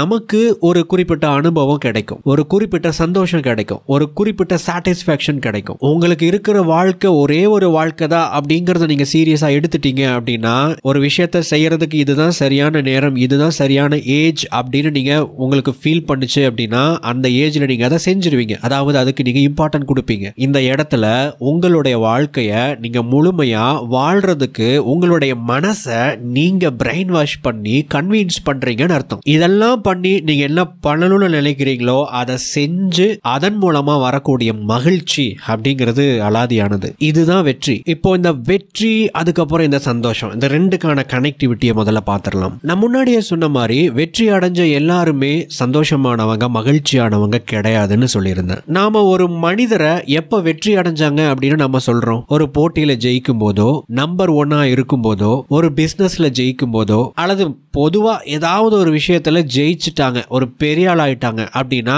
அவங்கள வெற்றியாளர்கள் அப்படின்னு சொல்றோம். இங்க எல்லாருமே போட்டியிடுறாங்களா அப்படின்னா இல்ல. இங்க எல்லாருமே வெற்றி அப்படிங்கிற ஒரு விஷயத்தை நோக்கி தான் போறாங்களா அப்படின்னு கேட்டீங்கன்னா அதுவும் கிடையாது. ஒரு சில பேர், இல்ல நிறைய பேர் போலாம், ஆனா ஒரு சில பேர் போட்டியிடுறதே கிடையாது, காம்படிஷனே கிடையாது. அவங்க விளையாட்டே விளையாடுறது இல்லைங்க, அதுக்கு மேல சில விஷயங்களை அவங்க பண்ணிக்கிட்டு இருக்கிறாங்க. அவங்களுடைய நோக்கம், அவங்களுடைய இலக்கு வெற்றி அடையணும், நம்பர் 1 வரணும், உலக பணக்காரங்க லிஸ்ட்ல நம்ம முதல் இடத்தை பெறணும் அப்படிங்கறதெல்லாம் கிடையாது. அவங்க ஒரு விஷயத்தை செய்யறாங்க, அதை ஏன் செய்யணும், எதுக்காக செய்யணும், எப்படி செய்யணும் அப்படிங்கிற விஷயங்களுக்கு மட்டுமே அவங்க முக்கியத்துவம் கொடுப்பாங்க. இவங்க போட்டிடுறாங்க, அவங்க போட்டிடுறாங்க, அவங்க நம்பர் 1, இவங்க நம்பர் 2 அப்படிங்கறதெல்லாம் இந்த புறகுலம் உலகத்துல இருக்கிற மற்ற மனிதர்கள் வந்து ஒருத்தரையும் இன்னொருத்தரையும் கம்பேர் பண்றதுக்காக தயாரிக்கிற பட்டியல் தான் இதெல்லாம். விளையாட்டு, பிசினஸ், சினிமா இந்த மாதிரியான துறைகள்ல மிகப்பெரிய ஆட்கள் தான் வெற்றியாளர்கள் அப்படின்னு நாம எடுத்துக்கிட்டோம் அப்படின்னா வெற்றிக்கு நாம எடுத்துக்கிட்ட உதாரணங்களும் சரி, டெஃபினிஷனும் சரி மிக தவறானது. ஒரு துறையில மிகப்பெரிய ஆளாக இல்லாமல் இருந்தாலும் கூட அவங்களுடைய வாழ்க்கைய அவங்க முழுமையா வாழ்றாங்கன்னா அவங்க வெற்றியாளர் தான். ஆக மொத்தம் ஒரு தனிப்பட்ட மனிதன், ஒரு தனிப்பட்ட தேடல் இருக்கு அப்படிங்கறத உணர்ந்துட்டு அந்த தனிப்பட்ட தேடலுக்கு நாம் முக்கியத்துவம் கொடுக்கணும். இதுதான் அதற்கான சரியான தருணம், அதற்கான சரியான காலம். ஏன்னா எனக்கு இருக்கிறது ஒரே வாழ்க்கை தான். என்னுடைய வாழ்க்கையில எனக்கு பிடிச்ச மாதிரி நான் நினைக்கிற என்னுடைய தேடலை நான் தேடல அப்படின்னா எனக்கான தேடலை வேற ஒருத்தங்க தேட போறது கிடையாது. என்னுடைய தேடலை நான் தேடுவதன் மூலமாக என்னுடைய வாழ்க்கையை நான் வாழ்கிறேன் அப்படிங்கிற ஒரு விஷயத்தை யார் ஒருத்தங்க கையில எடுக்கிறாங்களோ அவங்க வெற்றியாளர்கள். அவங்க பிரசன்ஸ்ல இருக்கிறாங்க, அவங்களுக்கு நிறைய எக்ஸ்பீரியன்சஸ் கிடைக்குது, அந்த மொமெண்ட்ல இருக்கிறாங்க, அந்த மொமெண்ட் அவங்களுக்கு ஹாப்பி மொமெண்டா மாறுது. இதையெல்லாம் செஞ்சு ஒரு கட்டத்துல அவங்க ஏதாவது ஒரு பர்டிகுலர் துறையில ஒரு பெரிய ஆள் ஆகலாம், பெரிய ஆள் ஆகாமையும் போலாம். ஆனா அவங்க உயர்ந்த ஒரு நிலையை அடைந்திருப்பார்கள். அந்த உயர்ந்த நிலை தான் சக்சஸ். ஒரு தனி அறையில உங்களோடு நீங்க ஒரு அரை மணி நேரம் தனியா உட்கார்ந்து, நீங்க தனியா உட்கார்ந்து இருந்ததுனால சில விஷயங்கள் உங்களுக்குள்ள நடந்து அதன் மூலமா உங்களுக்கு சந்தோஷம் கிடைக்குது அப்படின்னா நீங்க ஒரு சக்சஸ்ஃபுல் பர்சன். நாம இருக்கிறதுக்கு மிக ஆற்றல் வாய்ந்த ஒரு இடம் எது அப்படின்னா தனிமை. ஆனா ஒரு சில பேரால மட்டும்தான் அந்த மாதிரி இருக்க முடியுது. envy is the enemy of happiness. வாழ்க்கை கடினமானதா அப்படின்னு பார்த்தோம் அப்படின்னா வாழ்க்கை அவ்வளவு கடினமானதெல்லாம் இல்ல. வேணும்னா கொஞ்சம் கடினமானதா இருக்கலாம், ஆனா அதோட கடினத்தன்மையை மிகப்பெரியதாக மாத்துறது நாம தான். இங்கிலீஷ்ல should அப்படின்னு ஒரு வேர்டு இருக்கு. தமிழ்ல சொல்லணும் அப்படின்னா வேண்டும், நான் அதுவாகணும், நான் இதை செய்யணும், நான் அதை பண்ணணும், நான் அதுவா மாறணும் அப்படிங்கிற மாதிரி நமக்குள்ள எண்ணங்கள் எழும். எப்பெல்லாம் நான் அதுவாகணும் இதுவாகணும் அப்படின்னு எண்ணம் நமக்குள்ள வருதோ அது எல்லாம் நம்முடைய எண்ணங்கள் கிடையாது. இதெல்லாம் சோஷியல் ப்ரோக்ராமிங். அதாவது மற்ற மற்றவங்களுடைய எண்ணங்கள், மற்றவங்க உருவாக்கி இருக்கிற வரைமுறைகள். என்னைக்கு நீங்க நான் இதுவாகணும், நான் அதுவாக மாறணும் அப்படின்னு நீங்க நினைக்கிறீங்களோ, உங்களுக்குள்ள எண்ணம் வருதோ, உண்மையாகவே நீங்க அதுவா ஆகணும் அப்படின்னு இருக்கக்கூடிய உண்மையான எண்ணம் கிடையாது. அது வேற ஏதோ விஷயத்த செய்யணும்னு நினைக்கிறீங்க. ஆனா இந்த சொசைட்டினுடைய கட்டாயத்தின் அடிப்படையில நான் அதுவாகணும் இதுவாகணும் அப்படிங்கிற எண்ணங்களை நீங்க ஏத்துக்கிறீங்க. மனிதனுக்கு இருக்கக்கூடிய கெட்ட எண்ணங்கள், கெட்ட சுபாவங்களை எடுத்துக்கிட்டோம் அப்படின்னா ரொம்ப ரொம்ப ரொம்ப மோசமானது, பாய்சனஸ் ஆனது ஒண்ணு இருக்கு, பொறாமை. ஒரு மனிதனுக்கு பேராசை இருக்குன்னு வச்சுக்கோங்க, அது சரி தவறு அப்படிங்கறத விட்டுருவோம். ஒரு மனுஷனுக்கு பேராசை இருக்கு அப்படின்னா அட்லீஸ்ட் அவன் ஏதாவது ஒரு விஷயத்தை நிறைய அடையணும்னு நினைப்பான், அதற்கான முயற்சிகளை எடுப்பான், கிடைக்குதோ கிடைக்கலையோ ஆனா கொஞ்சமாவது கிடைக்கும். ஆனா இந்த பொறாமை இருக்கு பாருங்க, ஒரு மனிதரை பார்த்து இன்னொரு மனிதன் பொறாமை கொள்ளும் போது அவனுக்கு எதுவும் கிடைக்க போறது கிடையாது. ஆனா இந்த மனிதன் யாரை பார்த்து பொறாமைப்பட்டானோ அவங்க அப்படியே இருக்கலாம், இல்ல நல்லா இருக்கலாம், இல்ல இன்னும் பெட்டர் ஆகலாம். ஆனா இந்த பொறாமை எண்ணம் கொண்டவங்களுக்கு தான் அவங்க எப்படி இருந்தாங்களோ அப்படியே இருப்பாங்க.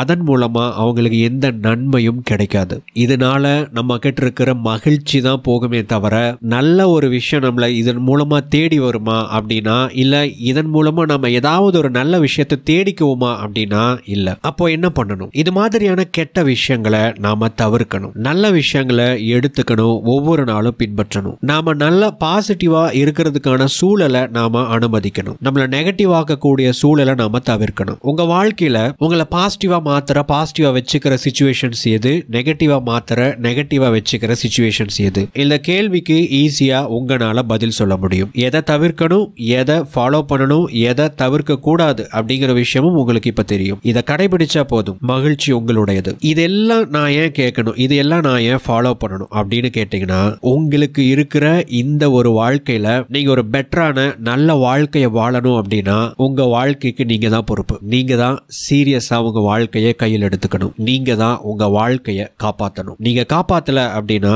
வேற யாரும் உங்களுக்காக உங்க வாழ்க்கையை காப்பாற்ற போறது கிடையாது. மருத்துவர்கள் உங்களை ஆரோக்கியமான மனிதராக மாற்றப் போவதில்லை. சத்துணவுகள் உங்களை மெலிந்தவராக மாற்றப் போவதில்லை. ஆசிரியர்கள் உங்களை புத்திசாலிகளாக மாற்றப் போவதில்லை. குருநாதர்கள் உங்களை அமைதியடைய செய்ய போவதில்லை. வழிகாட்டிகள் உங்களை பணக்காரராக்கப் போவதில்லை. பயிற்சியாளர்கள் உங்களை வலிமையானவர்களாக மாற்றப் போவதில்லை. உங்கள் வாழ்க்கைக்கு நீங்கள் தான் பொறுப்பாளி. உங்களை நீங்களே காப்பாற்றிக் கொள்ளுங்கள். The purpose of money is freedom. பணத்தோட அல்டிமேட்டான நோக்கம் இதுதான். அது உங்களுக்கு சுதந்திரத்தையும் தன்னிறைவையும் கொடுக்கணும். எது மாதிரியான விஷயத்திலிருந்து உங்களுக்கு பணம் சுதந்திரத்தை கொடுக்கணும்? Money don't buy happiness. பணத்தை வச்சு உங்களால மகிழ்ச்சியை வாங்க முடியாது, பணம் மட்டுமே வாழ்க்கை இல்லை அப்படிங்கிற மாதிரி நிறைய பேர் சொல்றத நீங்க கேள்விப்பட்டிருக்கலாம். பட் யார் என்ன சொன்னாலும் பணம் அப்படிங்கிற ஒரு விஷயம் நமக்கு மிகப்பெரிய தேவையாக இருக்கு. பணம் எல்லாம் வாழ்க்கையில் அவ்வளவு பெரிய முக்கியம் இல்லப்பா அப்படின்னு சொல்றவங்க கூட at the end of the டே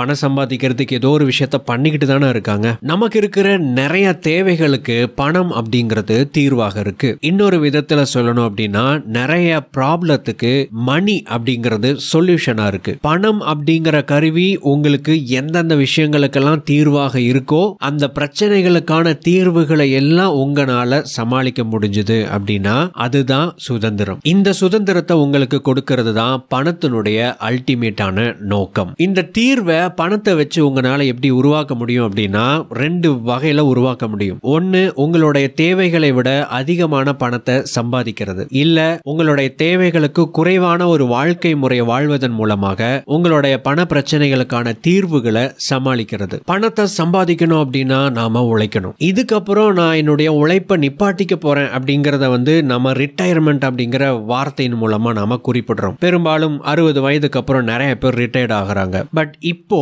இந்த காலகட்டத்தில் இந்த ரிட்டையர்மெண்ட் அப்படிங்கிற வார்த்தைகளை நீங்க அதிகமா கேள்விப்படலாம். நிறைய பேர் இதை பேச ஆரம்பிச்சிருக்கிறாங்க. அண்ட் இந்த ரிட்டையர்மெண்ட் அப்படிங்கிறது நாம வயசானதுக்கு அப்புறம் வரக்கூடிய ரிட்டையர்மெண்ட் கிடையாது. அதாவது நான் இவ்வளவு நாளா வேலை செஞ்சுக்கிட்டு இருந்தேன், இதுக்கப்புறம் நான் ஓய்வு பெற போறேன், இதுக்கப்புறம் நான் வேலை செய்ய போறது இல்லை அப்படிங்கிற ரிட்டையர்மெண்ட் அப்படிங்கிற அந்த டெபினிஷன் மாறி இதுக்கப்புறம் நான் பணத்துக்காக உழைக்க வேண்டிய நிலை இல்லை அப்படிங்கிற ஒரு சிச்சுவேஷனை கிரியேட் பண்ணிட்டு பணத்துக்காக ஓடுறத நிப்பாட்டிக்கிறத ரிட்டையர்மெண்ட் அப்படின்னு இப்போ புது டெபினிஷனா சொல்ல ஆரம்பிச்சிருக்கிறாங்க. நம்ம ஒரு வகையில யோசிச்சு பார்த்தா நமக்கு இருக்கக்கூடிய பண தேவைகளை எல்லாம் பூர்த்தி பண்றதுக்கு நம்ம இந்த மாதிரியான ஒரு ரிட்டையர்மெண்ட்டை நம்ம எல்லாருமே நம்முடைய மைண்ட்ல யோசிச்சுக்கிட்டு இருப்போம். பட் அப்படி அப்படி ஒரு விஷயம் இருக்கா, அதை பண்ண முடியுமா, பாசிபிளா இல்லையா அப்படிங்கிறது நமக்கு ஷூரா தெரியாததுனால நமக்கு என்ன தெரியுமோ, நமக்கு என்ன வருமோ அந்த ஜாபையோ கெரியரையோ பிசினஸையோ நாம எடுத்து பண்ணிக்கிட்டு போய்கிட்டே இருக்கிறோம். ஆனா அப்படிப்பட்ட ஒரு விஷயம் இருக்கு அப்படிங்கிறத நிறைய பேர் பார்த்து உணர்ந்துகிட்டு இருக்கிறாங்க. பாசிவ் இன்கம் அப்படிங்கிற ஒரு வார்த்தையை நீங்க நிறைய கேள்விப்பட்டிருக்கலாம். நீங்க ரிட்டையர் ஆகணும் அப்படின்னா பாசிவ் இன்கம் அப்படிங்கிறத ஜெனரேட் பண்ண ஆரம்பிக்கணும். உங்களுடைய செலவுகளை குறைக்கணும். உங்களுக்கு எது பிடிக்குதோ அதை செய்ய ஆரம்பிக்கணும். இந்த 3 கருத்துக்களை ஒன்னா இணைச்சு கொஞ்சம் டிஃப்ரெண்டா புரிஞ்சுக்கிறது நமக்கு ரொம்ப ரொம்ப இம்பார்ட்டன்ட். பாசிவ் இன்கம் சம்பாதிக்கணும் அப்படின்னு சொன்ன உடனேயே நான் இந்த வேலை வெட்டியும் செய்யாம நான் ஏதோ ஒரு சிஸ்டத்தை உருவாக்கி வச்சுட்டா அது வந்து தொடர்ச்சியா எனக்கு பணத்தை கொடுத்துக்கிட்டே இருக்க போகுது, அந்த பணத்தை நான் வாங்கி செலவு பண்ண போறேன், அதுதான் பாசிவ் இன்கம் அப்படின்னு நினைச்சீங்கன்னா அது பாசிவ் இன்கம் இல்ல. எதுவுமே செய்யாம பணத்தை உருவாக்குறது அப்படிங்கறத தாண்டி நமக்கு பிடிச்ச வேலையை செய்ய போறோம், அதுக்கு பணம் கிடைக்க போகுது. அதுக்கு தேவையான பணத்தை ஜெனரேட் பண்ற மாதிரியான சில விஷயங்களை நாம உருவாக்கி ரன் பண்ண போறோம். அது ரன் ஆகிறதுக்கு என்னுடைய நேரத்தை முழுவதுமாக அங்க செலவு பண்ணணும் அப்படிங்கிற அவசியம் இல்லை அப்படின்னு சொல்லக்கூடிய ஒரு விஷயம் தான் பாசிவ் இன்கம். இத நீங்க பல வழிகளில் அச்சீவ் பண்ண முடியும். Number 2, use leverage. லீவரேஜ் அப்படின்னா என்ன? தமிழ்ல இத நெம்புகோல் அப்படின்னு சொல்லுவாங்க. ஒரு பெரிய பாரமான கல் இருக்குன்னு வச்சுக்கோங்க. அந்த கல்லை உங்களால நகர்த்த முடியுமா அப்படின்னா உங்களுடைய வெறும் கைகளை பயன்படுத்தி அதை நகர்த்த முடியாது. நீளமான ஒரு கம்பி எடுத்துக்கோங்க, அந்த பெரிய கல்லோட அடியில அந்த கம்பியை வச்சுக்கோங்க, கம்பிக்கு கீழே சின்னதா ஒரு கட்டையை வச்சுக்கோங்க. இப்போ உங்களுடைய கால்களை பயன்படுத்தி அழுத்துங்க, அந்த கல்லை நீங்க நகர்த்த முடியும். குறைவான எஃபோர்ட்டை போட்டு ஒரு மிகப்பெரிய வேலையை உங்களால செய்ய முடிஞ்சது அப்படின்னா அதுக்கு பேரு தான் லீவரேஜ். இதுக்கு ஒரு பெஸ்ட் எக்ஸாம்பிள் சொல்லணும் அப்படின்னா சோஷியல் மீடியாவை சரியா பயன்படுத்துறது. இன்னைக்கு நிறைய பிசினஸ் பீப்புள் வந்து பாத்தீங்கன்னா சோஷியல் மீடியாவுக்குள்ள கான்டென்ட் கிரியேட் பண்ணிக்கிட்டு இருக்காங்க. நிறைய கம்பெனிஸ், நிறைய பிசினஸஸ் கூட கான்டென்ட் கிரியேஷனுக்குள்ள இறங்கிட்டாங்க. இதுக்கான ரீசன் என்ன அப்படின்னா அவங்க கான்டென்ட் கிரியேட் பண்றதன் மூலமா அவங்களுடைய மெசேஜையோ அல்லது அவங்கள பத்தின அந்த பிராண்ட் அவேர்னஸையோ நிறைய பேருக்கு குறைவான ஒரு வேலையின் மூலமா கொண்டு போய் சேர்க்க முடியும். இதுக்கு அவங்க பணம் செலவழிக்கணும் அப்படின்னு கூட அவசியம் இல்லை. அதிகமான பணத்தை உங்ககிட்ட வர வைக்கணும் அப்படின்னா நீங்க கட்டாயமா இந்த லீவரேஜ் அப்படிங்கறத பயன்படுத்தி தான் ஆகணும். பிகாஸ் நாம வாழ்ந்துகிட்டு இருக்கிற இந்த காலகட்டம் அப்படிங்கிறது ஒரு இன்ஃபைனைட் லீவரேஜுக்கான காலகட்டம். இன்டர்நெட் அப்படிங்கறத பயன்படுத்தி குறைவான வேலையை போட்டு அதிகமான ரிசல்ட்டை, ப்ரொடக்டிவிட்டியை உங்களால எடுக்க முடியும். இதன் மூலமா உங்களுடைய பணத்தையும் நேரத்தையும் மிகப்பெரிய அளவுல மிச்சப்படுத்த முடியும். அதே அளவு அதிகமான டைமையும் அதிகமான பணத்தையும் நீங்க சேர்க்க முடியும். Number 3, build specific knowledge. நம்ம எல்லாருக்குமே ஸ்கில்ஸ் இருக்கு. அந்த ஸ்கில்ஸை தான் நாம வந்து பணமா கன்வெர்ட் பண்ணிக்கிட்டு இருக்கிறோம். அந்த ஸ்கில்ஸை வச்சு நாம ஏதாவது ஒரு வேலையை செய்யும் போது அந்த வேலைக்கான மதிப்பை நாம பணமா கன்வெர்ட் பண்ணி கையில வாங்கிக்கிறோம். அதிகமா பணத்தை சேர்க்கணும், சம்பாதிக்கணும் அப்படின்னா உங்களுக்கு ஸ்கில்ஸை தாண்டி உங்களுக்கு யூனிக் செட் ஆஃப் ஸ்கில்ஸ் தேவைப்படுது. அதை தான் இங்க ஸ்பெசிபிக் நாலேஜ் அப்படிங்கிற வார்த்தையின் மூலமா குறிப்பிடுறோம். நீங்க புரிஞ்சுக்கிறதுக்காக ஒரு உதாரணம் சொல்றேன். மதன் கௌரி எடுத்துக்கோங்க. மதன் கௌரி மாதிரியே நிறைய பேர் கான்டென்ட் கிரியேட் பண்ணிக்கிட்டு இருக்காங்க. இப்படின்னு சொன்ன உடனேயே உங்க மைண்டுக்கு யாரெல்லாம் ஞாபகம் வர்றாங்க அப்படிங்கிற அவங்களோட பேரை கீழே கமெண்ட் செக்ஷன்ல பதிவு பண்ணுங்க. பட் நாளைக்கே மதன் கௌரி வீடியோ போடுறத நிப்பாட்டிட்டாரு அப்படின்னா மதன் கௌரி மாதிரி வீடியோ போடுறதுக்கு எத்தனை பேர் வந்தாலும் மதன் கௌரியை ரீப்ளேஸ் பண்ண முடியாது. இதுக்கான காரணம் என்ன அப்படின்னா அவர் வீடியோ கிரியேட் பண்றது இல்ல, அவர் செலக்ட் பண்ற டாபிக்ஸ் கிடையாது, விக்கிபீடியாவோ நியூஸோ கிடையாது. இதை தாண்டி மதன் கௌரி செட்டைன் எக்ஸ்பீரியன்ஸஸ் கடந்து வந்திருக்காரு. அவருக்கு செட்டைன் நாலேஜ் இருக்கு, செட்டைன் ஸ்கில் செட் இருக்கு. இவ்வளவு நாள் அவர் சோஷியல் மீடியாவில் பயணிச்சதுனால அவருக்கு நிறைய எக்ஸ்பீரியன்ஸஸ் கிடைச்சிருக்கு. இதையெல்லாம் சேர்த்து தான் மதன் கௌரி அப்படிங்கிற ஒரு கான்டென்ட் கிரியேட்டர் இருக்காரு. பெரும்பாலானவங்க மதன் கௌரி போடுற ஒரு வீடியோவை பார்க்குறோம், ஒரு டாபிக்கை பார்க்குறோம். ஆனா அதுக்கு பின்னாடி இருக்கிற மதன் கௌரி அப்படிங்கிற கேரக்டர் பிளஸ் அவருக்கு இருக்கிற அந்த யூனிக் செட் ஆஃப் ஸ்கில்ஸ் இருக்கு இல்லைங்களா, இதை நாம மிஸ் பண்ணிடுறோம். ஒருவேளை நாளைக்கு மதன் கௌரி வீடியோ போடுறதை நிப்பாட்டிட்டாரு அப்படின்னா எத்தனை பேர் வீடியோ போட்டாலும் மதன் கௌரியை ரீப்ளேஸ் பண்ண முடியாது. மதன் கௌரி செலக்ட் பண்ற அதே டாபிக்கை செலக்ட் பண்ணலாம், அதே சோர்சஸ்ல இருந்து கண்டென்ட்டை எடுக்கலாம். ஆனா அதே விஷயங்களை வச்சு மதன் கௌரி வீடியோ போடும்போது அவருடைய ஃபேன்ஸுக்கு ஏதோ சில விஷயங்கள் யூனிக்கா தெரியுது இல்லைங்களா, அந்த விஷயத்த மதன் கௌரினால மட்டும்தான் கொடுக்க முடியும். மதன் கௌரி மாறி இன்னொருத்தர் அவரை ரீப்ளேஸ் பண்ண முடியாது. இதுதான் ஸ்பெசிபிக் நாலேஜ் அப்படிங்கிறது. மதன் கௌரியோட வாழ்க்கையில அவர் நிறைய விஷயங்களுக்கு ட்ரெயின் ஆயிருப்பாரு, நிறைய விஷயங்களை கடந்து வந்திருப்பாரு. அவருக்குள்ள சில செட் ஆஃப் நம்பிக்கைகள் இருக்கும். இந்த எல்லா விஷயமும் சேர்த்து தான் மதன் கௌரிய ஒரு யூனிக் கேரக்டரா உருவாகி இருக்கு. இதுதான் அவரோட ஸ்பெசிபிக் நாலேஜ். நாலேஜ். இந்த ஸ்பெசிபிக் நாலேஜ் எப்படி உருவாக்குறது அப்படின்னு கேட்டீங்கன்னா, உங்களுக்கு சில டேலண்ட்ஸ் இருக்கும், உங்களுக்கு ஏதாவது ஸ்பெஷல் இன்ட்ரெஸ்ட் இருக்கும், இதையெல்லாம் நீங்க வளர்த்துக்கிட்டே இருக்கணும். இது ரிலேட்டடான ஒரு துறைக்குள்ள நீங்க போகும்போது நீங்க ரொம்ப யூனிக்கா இருப்பீங்க. இல்ல இங்க கத்துக்கிற விஷயங்களை எல்லாம் நீங்க எந்த துறையில ஈடுபடுறீங்களோ அதுல கம்பைன் பண்ணி பண்ணும்போது நீங்க யூனிக்கா இருப்பீங்க. இதை புரிஞ்சுக்கிறதுக்கு ப்ரூஸ்லியை எக்ஸாம்பிளா எடுத்துக்கலாம். நிறைய பேருக்கு ப்ரூஸ்லி அப்படிங்கிறவர் ஒரு நடிகர் அப்படிங்கிறது தான் தெரியும். ஆனா ப்ரூஸ்லி ஒரு மார்ஷல் ஆர்டிஸ்ட், ஒரு நடிகர், ஒரு பிலாசபர், ஒரு எழுத்தாளர், தீவிரமா வாசிக்கக்கூடிய புத்தக வாசிப்பாளர். ப்ரூஸ்லிக்கு இதுல எல்லாம் இன்ட்ரெஸ்ட் இருந்துச்சு. இந்த இன்ட்ரெஸ்ட சீரியஸா எடுத்து ஃபாலோ பண்ணாரு. இது எல்லாம் ஒன்னா இணைச்சு அவர் பண்ணக்கூடிய ஒவ்வொரு வேலைகளையும் எக்ஸ்பிரஸ் பண்ணாரு. அது சினிமாவா இருந்தாலும் சரி, மார்ஷல் ஆர்ட்ஸா இருந்தாலும் சரி. அதனாலதான் ப்ரூஸ்லி ஒரு யூனிக் பர்சனா இருந்தாரு. உங்களுக்கு இன்ட்ரெஸ்டடான விஷயத்துல தீவிரமா ஈடுபடணும், அதை டெவலப் பண்ணணும், அது எல்லாத்தையும் கம்பைன் பண்ணணும். ஸ்பெசிபிக் நாலேஜை பில்ட் பண்றதுக்கான ஃபார்முலா இதுதான். இதை செஞ்சிட்டீங்க அப்படின்னா உங்களை யாராலும் ரீப்ளேஸ் பண்ண முடியாது. Number 4, take accountability. போன பாயிண்ட்ல ஒரு விஷயம் சொன்னேன், உங்களுடைய டேலண்ட், இன்ட்ரெஸ்ட் இது எல்லாம் டெவலப் பண்ணணும் அப்படின்னு சொல்லிட்டு. இது எல்லாம் டெவலப் பண்ணணும் அப்படின்னு சும்மா சொல்றது ஈஸியான, செய்யறது ரொம்ப கஷ்டம். அது உங்களுக்கே நல்லா தெரியும். ஏன்னா பணம் அப்படின்னு எடுத்துக்கிட்டோம் அப்படின்னா அந்த பணத்தை சம்பாதிக்கிறதுக்காக நம்ம ஏதோ ஒரு ஜாப்லயோ பிசினஸ்லயோ நம்ம போய் ஓடிக்கிட்டே இருப்போம். ஒரு கட்டத்துல நம்முடைய பெரும்பாலான ஓட்டம், நம்முடைய மேக்சிமம் டைமை எதுக்கு கொடுப்போம் அப்படின்னா இதுக்காக தான் கொடுத்திருப்போம். சைட்ல வேற எந்த ஒரு விஷயத்தையும் நாம உருவாக்குறதுக்கு டைம் இருக்காது. அதையும் மீறி ரிஸ்க் எடுத்து அதுக்கான டைமை ஒதுக்கி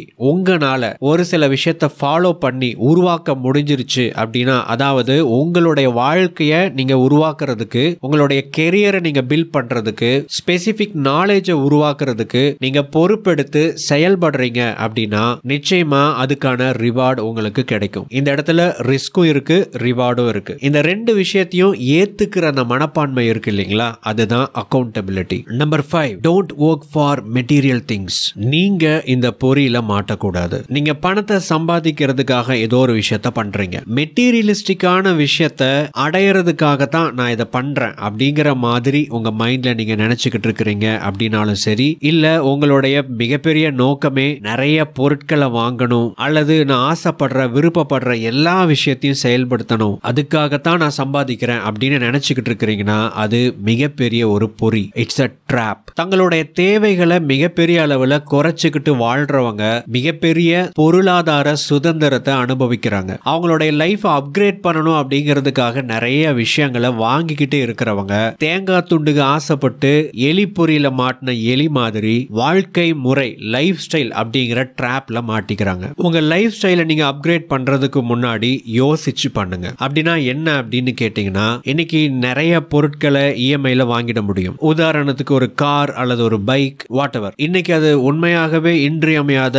ஒரு முக்கியமான ஒரு தேவையான ஒரு விஷயமா தான் இருக்கு. பட் தேவைக்கு வாங்கறத தாண்டி ஒரு பொருளை வாங்கும் போது இதுவரைக்கும் நீங்க வாழ்ந்த வாழ்க்கை முறையை தாண்டி வேற மாதிரி உங்களுடைய லைஃபை அது வாழ வைக்க போகுது அப்படிங்கிற மாதிரி ஏதாவது ஒரு விஷயத்த வாங்குறீங்க. உதாரணத்துக்கு ஒரு விலை உயர்ந்த காரை வாங்குறீங்க அப்படின்னு வச்சுக்கோங்க. அதன் மூலமா உங்களுடைய லைஃப்ல நிறைய மாற்றங்கள் ஏற்படும். அட் த சேம் டைம் பொருளாதார ரீதியா நிறைய சேஞ்சஸ் உங்களுக்குள்ள நடக்கும். அதுக்கு இஎம்ஐ கட்டுறது மட்டும் இல்லாம அதை மெயின்டைன் பண்றதுக்கான காஸ்ட் உங்களுக்கு வரும். இதெல்லாம் வாங்க கூடாது அப்படின்னு நான் சொல்ல வரல, இதெல்லாம் அனுபவிக்க கூடாது அப்படின்னு நான் இங்க சொல்ல வரல.